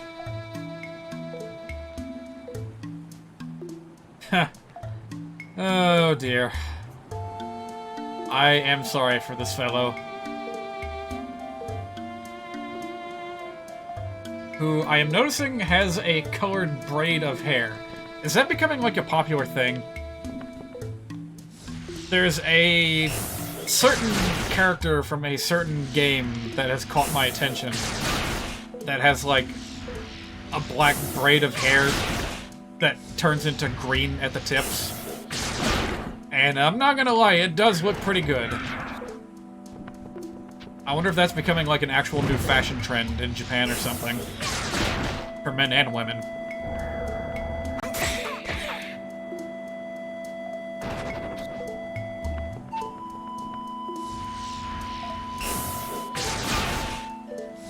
Okay, yeah, these these gelatins just straight up do not react to thunder for some reason. Alright, is this an exploit? Because if it is, I dig it. Wait a minute, are they just vulnerable to paralysis, I wonder? If there's another one around here, I would love to try it. Man, this is so weird. It's like thunder just does not generate aggro, ever. I've done it. I found the ultimate kite weapon. Wait, that's not what kiting means. What the hell am I talking about? Kiting is when you get aggro on an enemy and then lure him into constantly chasing you. But you never let him catch you. While you keep doing chip damage. That's what kiting is. So I don't know what the hell it is I'm doing. Assassinating? That might be a better word for it. Hello, fishman. I want nothing to do with you, so goodbye!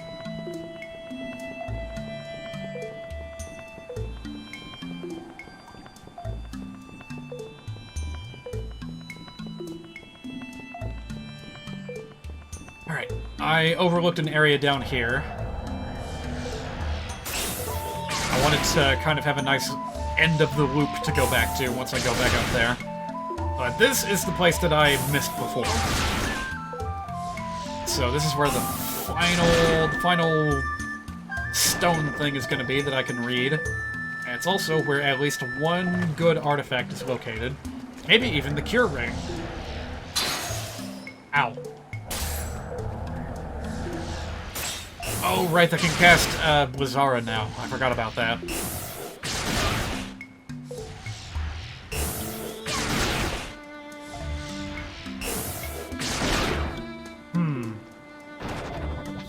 This is kind of out of nowhere, but all of a sudden, I am feeling hungry. And I really, really shouldn't be, because I ate an awful lot before I started streaming tonight. I'll have to come up with something sensible to have as a snack. Wait. This isn't it? Oh, shoot.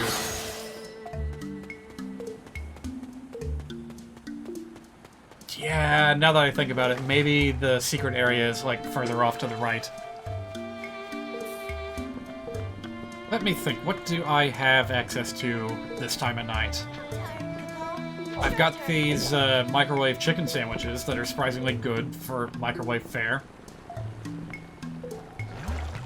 I actually have a little bit of a story behind them, because at first... Hang on a minute. Let me first check and see how vulnerable these flans are to thunder. Okay, not that vulnerable. But yeah, I first got introduced to these sandwiches while I was hanging out with a friend. And, you know, we were just, like, playing Super Smash Brothers or whatever. And it was time for lunch, and he said, alright, well, I'll get you some of this. And he made these little microwave chicken sandwiches, and I was like, wait, that's it? They're kind of puny, and they're probably going to be really shitty, because that's how microwave food tends to be. But, as it turns out, they were actually really, really tasty. Maybe it's the quality of the chicken, maybe it's the cheese that they use, but, yeah, it turned out really, really good. So, anytime I get the chance, I buy those for myself nowadays. My store has not actually carried them until, like, the past month or two. So, like, the first day that they arrived, I was like, I gotta buy every single one of these off the shelf, because I don't know when they're gonna come back. So that's an option. I don't really have any good, like, snack mixes. Something like Chex Party Mix would be good right about now. Someday I'm gonna have to make my own. I don't know what I'm gonna put in it, though. You could put just about anything. You could put in pretzel sticks, M&M's, Reese's Pieces. Ooh, I'm definitely putting in Reese's Pieces.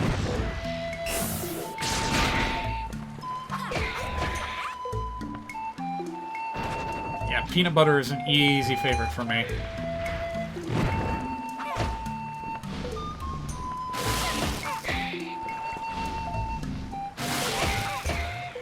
Maybe I should also throw in some dates. I have been seeing these, like, dried cherries at my store that look pretty good. I wonder if that would go well with, like, peanut butter and pretzels and stuff. I forgot that you guys were here.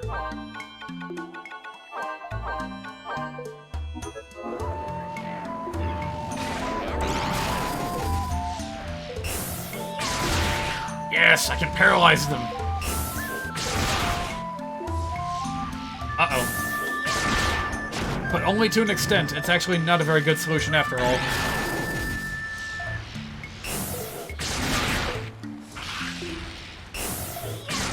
Alright, whatever. As long as the damage racks up, we're good.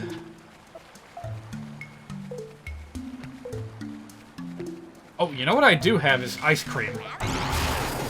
Apologies if I'm making any of you in the audience hungry, but, yeah, a while ago, a friend of mine recommended...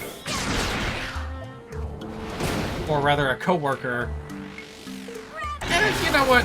We're close enough to where I would call him my friend. I mean, I gave him pants for Christmas. So that makes us friends, right? Well, I hope so. Anyway, he ended up recommending to me like Oreo cookies and cream type ice cream. And I was like, yep, sure, I'll try it someday. And wouldn't you know it, like the next week I got a coupon on the mail. Specifically for the brand of ice cream that I like. So I was like, yeah, sure. I'll give it a go.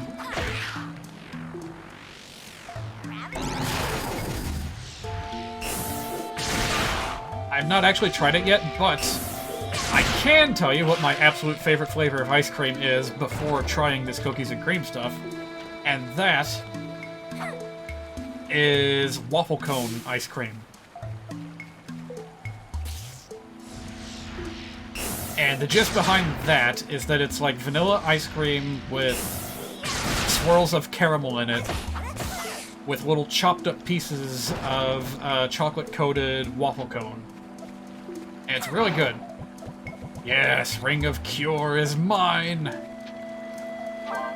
And now for the final Selkic text. A haven where the Selkies can dwell in freedom lies ahead in the distance. Wait, really?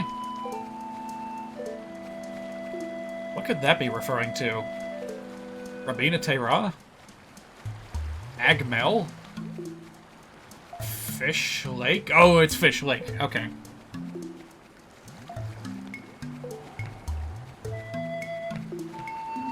That is, in fact, a Homestar Runner joke. But it fits pretty well, because that is absolutely a place where Selkies would love to live, considering that they all love fish, like, universally.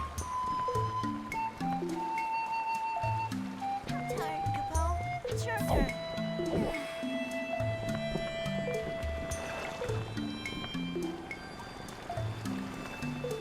Oh, anyway, I've laid out plenty of options for myself. I also have, like, pudding cups and Jello cups, which I bought the other day because I was, like, feeling sick to my stomach.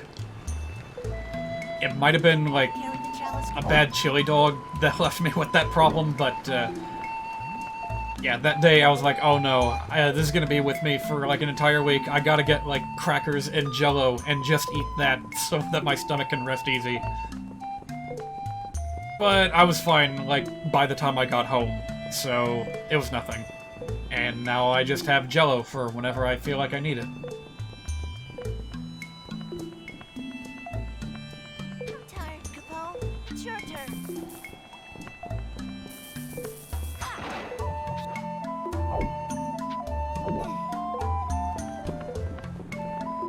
Let me see. You know, thinking of food, there is actually something I'm going to be trying.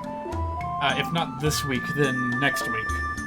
And that is trying to make a stir-fry with udon noodles mixed into it.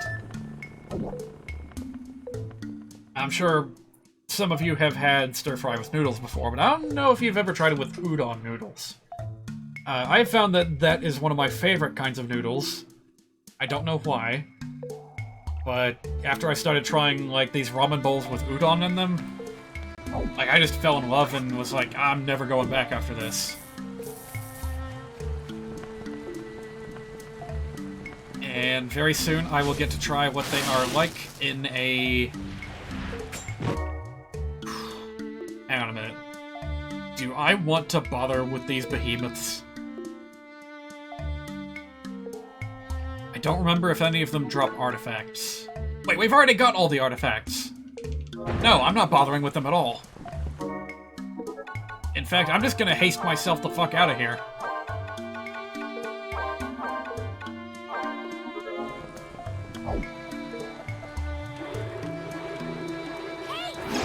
Yeah, I don't even need Mog's help for this.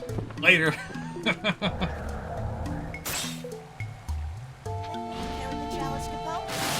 Despite being a big fan of pasta, you don't like Asian noodles too much? Huh. Is that so? Well, how many have you tried?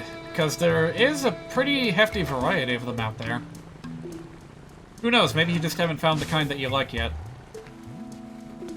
There's all kinds. I know that there's, like, rice noodles, and there's also, like, that weird buckwheat noodle, soba, which I'm curious about, because they made a really big deal about it back in a Phoenix Wright Ace Attorney game.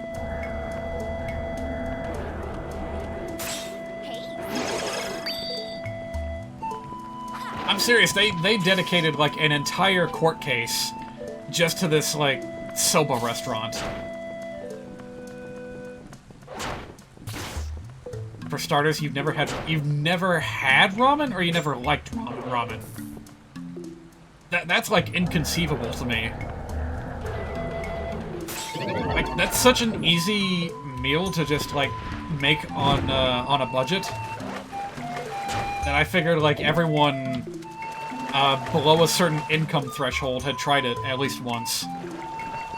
Never had it, period. That's interesting.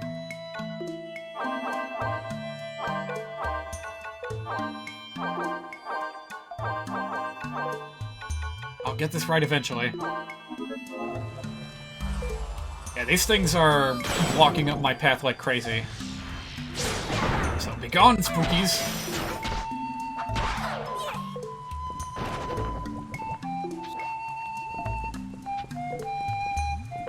Well, ramen is a lot more than just the noodles that go into it.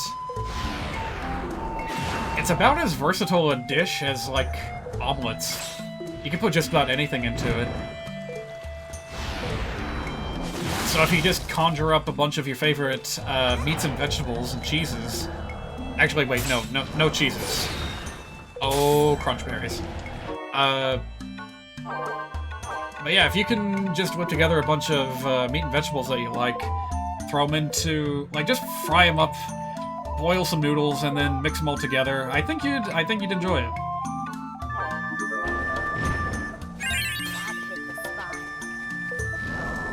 Okay, we need to get the crap out of here. I am not fighting all these behemoths. Whatever kind of thing that they drop, I've already got plenty of it, so...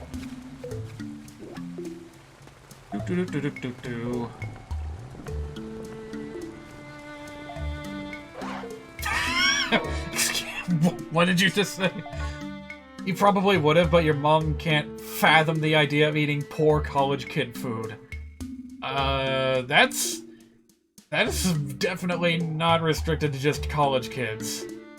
She wants to try ramen, but the fancy kind, not the cheap one. Well, hey, that is also a very valid option. By all means, if you find a good ramen restaurant that'll make your stuff to order with whatever you want mixed into it, try it. I, again, think that you'll enjoy it quite a bit. Hang on, can I just jump over this thing? Ha! Well, I can, but the Moogle cannot. But yeah. Wow. I can't believe how well that worked. Those plants are very obviously supposed to be roadblocks, but hey. Can't stop me. Alright, dragon time. Yeah, I've been having cheap ass ramen since I was a kid. That's just what the 50% eat.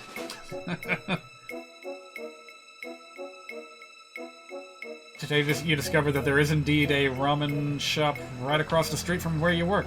Ah, cool. Hopefully it'll do better than the one that was next to my store. Okay, let me quickly go ahead and talk about this before I lose my train of thought. There was a place called Shibo Ramen that opened up right next door to the store where I work, like literally right next door. I only got to eat there a few times because they closed somewhat early in the day, usually before I got to come in to work. But when I did go there, I was very disappointed because they had a very, very limited menu. It's like you got a choice of one of two kinds of broth for your noodles to go into. And here's a bunch of crap that we're gonna throw into the bowl. Just tell us what you don't want, and we'll take it off. That's it. Those are your options. I was thinking, surely they've got, like, appetizers or desserts or something else to spice up this menu. They had no appetizers. I was really hoping that they would have, like, dumplings or dim sum or takoyaki, preferably. But no, they had nothing. And then for desserts, they had like 2 desserts. I didn't try either of them because they were expensive. And the ramen bowl itself was fairly expensive. So, all things considered, I tried it once and never went back. Because for that kind of, like, if you're gonna have one thing in your menu, you'd better do it as... It better be the best in town, alright? It's like this time when I went to, like, my family was vacationing with, in the East Coast. No, wait, the West Coast. Yeah, this happened while we were in, Oregon's, somewhere in Oregon. And we stopped by this, like, maritime museum.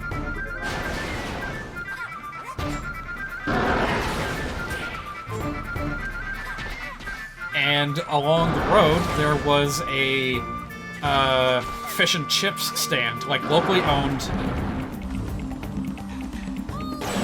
And that was the only thing that they sold, was, fish and chips. But there was a long-ass line for it. Because it was that good. That might have been the only thing they sold, but they were fucking amazing at it. I don't know what they put into the batter, but I'm sure that the fish was, like, locally caught and as fresh as can be. The best damn fish and chips I ever had in my life. We probably had to wait, like, 20 minutes at least just to get through the line for this, like, Meals on Wheels type thing just on the side of the street, but, it was so worth it. And there were birds everywhere trying to get in on the action. I was like, no, we waited a pretty long time to get this food. We're not giving it up to a bunch of gulls.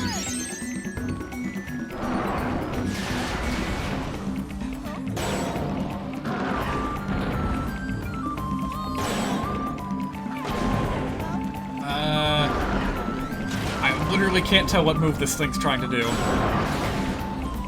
So, whatever, I'll just keep spamming holy, I guess. It's not like I can reach over there.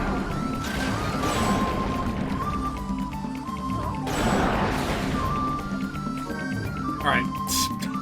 Heck with the whole, haste thing. I don't have enough room to be fiddling with that.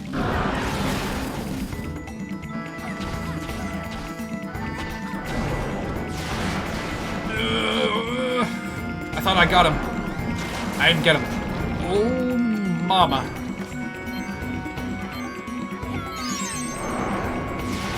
It's a good thing it's so quick and easy to heal yourself in this game, otherwise I'd be in trouble.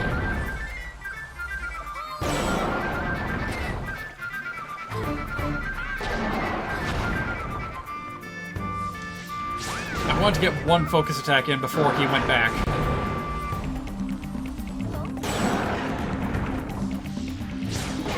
You know what? This works pretty well. Wait for him to shake his neck and then jump in for the big attack. Woo, you want some more, do you? I'll take all you can eat. That wasn't so bad.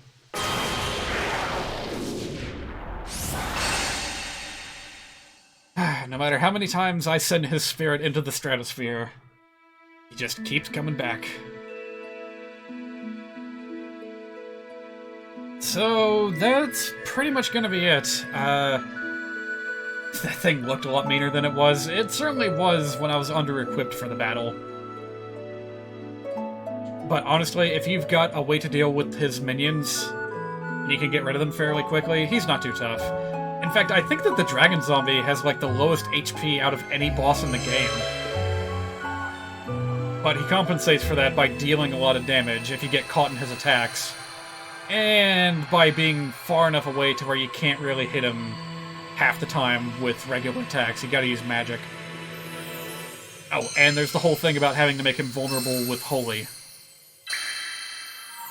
But I mean, if you're good at spellcasting, then it's pretty easy.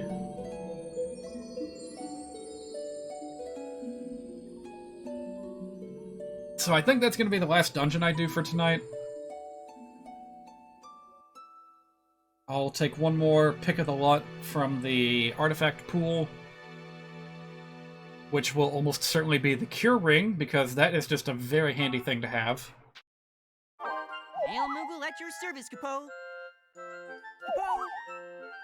It's a hard choice in RPGs Here you like go, this. Capo. Do you go with something that provides you a lot of utility, or do you go with something that gives you a big immediate statistical boost?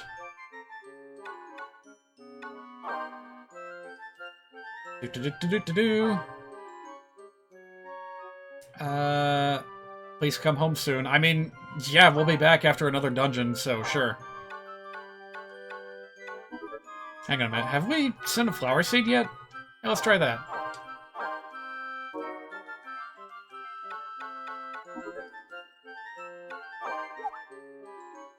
I've got your reply, Capo. So long, Capo.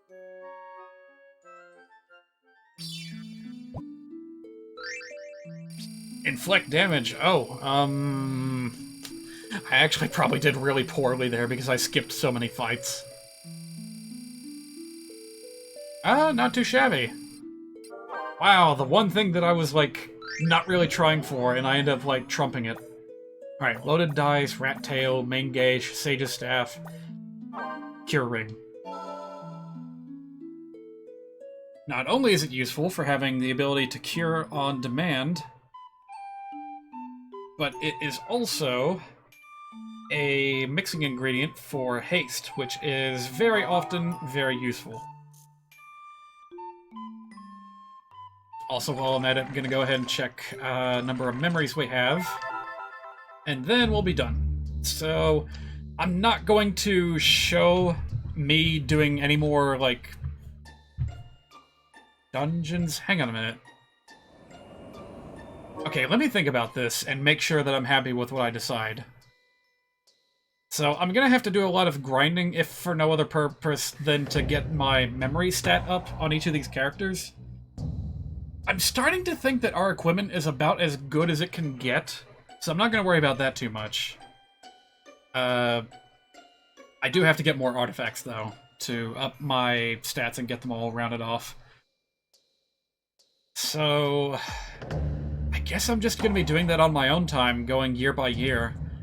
And then maybe I'll just do like a weekly checkup, like I did just now, in between the grinding. Or maybe I'll just start streaming the game again once I'm ready to tackle the final dungeon. Well, I'll think about it. There'll definitely be no shortage of stuff to do on this channel, though. Like, if I'm not streaming this, then I'm going to be moving ahead with something else. Maybe Donkey Kong Country 2. Or even something completely different, like a return to Ni no Kuni. That's not completely off the table.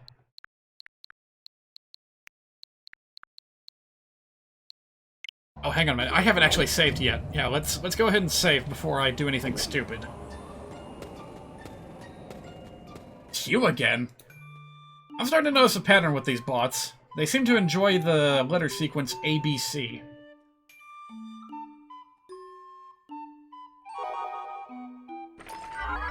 Oh, got another event. Maybe if I'm lucky, it'll actually be interesting. Oh, the music! It's gonna be the Striped Brigands. You wouldn't harm a fellow Selkie, but... Help! Help! Somebody! Oh god, both of them? Monster got the old timer. Aw, cheer up, boss. Please. I am the leader of the Striped Brigands. So what if I lose a man or two? Dude, you only got 2 men. That's an awful thing to say, boss. Shut up. And bring me something to eat. I'm so hungry, I can't lift a finger. Why do you have to say that in the same tone of voice as Link from the CDI games? Fine, here's an apple, again. Yeah, you guys need help? I'll take you into my group if you'll, like, not be dicks about it. Sure. Thanks for inviting us. Are they actually gonna come live in my village? I was hoping you might, but I'm not sure what the boss will say.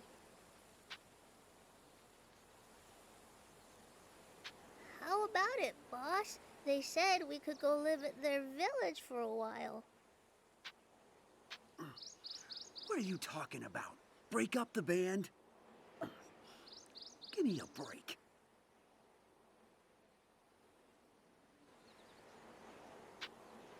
But, boss, there's nobody left except you and me. Come on, man. Swallow your pride. So, there were only 3 of us before. Not a big difference. Okay, that's the exact same kind of rhetoric that people have been using with this pandemic. Oh, it's just a couple of people. It's just a couple hundred people. It's just a couple thousand people. It's a couple of 10,000 people. It's a couple 100,000 people. It's nothing much in the big picture. Aww. The problem is that humans can't really perceive big numbers all that well. And it means an awful lot more than we can really put into words. Just go by yourself then. Jeez. But, boss... The Lilties have a proud heritage. The Ukes have rich traditions. And the Klavats have great unity. We Selkies have none of that. Well, dude, I'm a Selkie. You can hang with my family. Huh? No, Selkies have nothing. That's why we steal. It's all we're good for. A life of pillaging and fun until we die. But that old geezer saved me. He died like some soft-hearted clavat. Why would you throw your life away for someone else, you old fool? This guy just does not get it. Oh, boss. Artemisian, I'm gonna stay on the road. In the end, he risked it all, like a true Selkie. He'd never rest in peace if I settled for a village life. I'll live like a true Selkie and make him proud. I'll go with you. Artie. Don't get me wrong. Oh? I'm going so I can keep an eye on you. Make sure you don't forget who you are.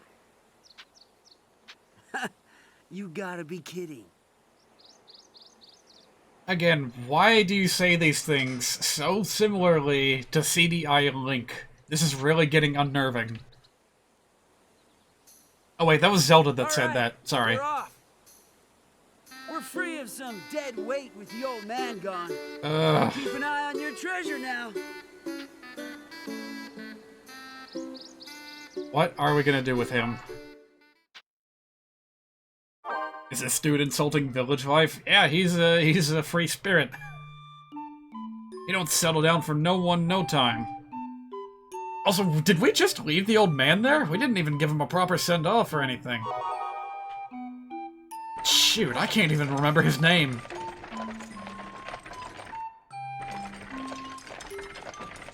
Maybe the diary will say something about it.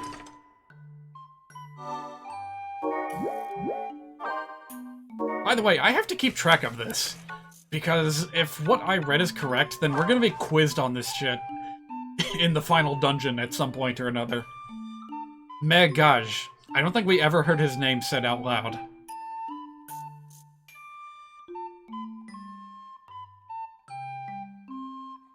Yeah, probably we'll get a quiz saying something like, what was your response to, Baldat's, dilemma after losing his old man? And I'll have to remember, oh, I said that I offered to let him come into the village.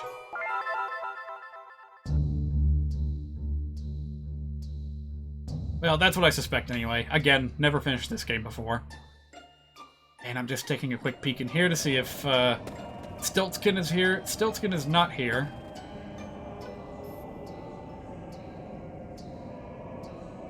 And that guy is just having fun being himself. Who am I to interfere? Someday I'll figure out what's up with those dudes, but that day's not today.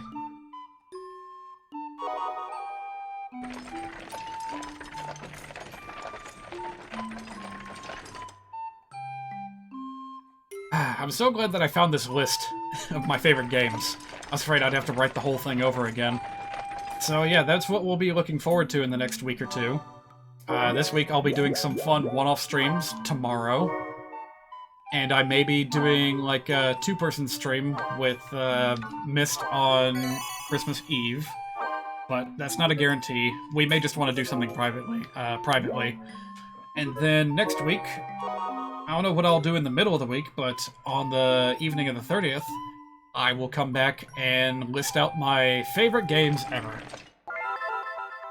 Organized by genre, or something like that. Tomorrow you've got the night shift? That's too bad. Unfortunately, I can't put this off another day. It has to be tomorrow for me, so I'll just send you the, this stream archive when the time comes.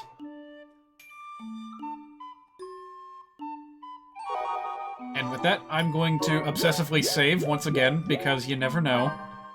You never know when your memory will fail you. And you'll be like, oh yeah, I totally saved the game, and it turns out you didn't. And you shut off the game. And then you lose like an hour or two's worth of progress because you weren't thorough enough, you didn't check. You always have to check twice. You always have to save thrice. Alright, have a good night. Happy Christmas!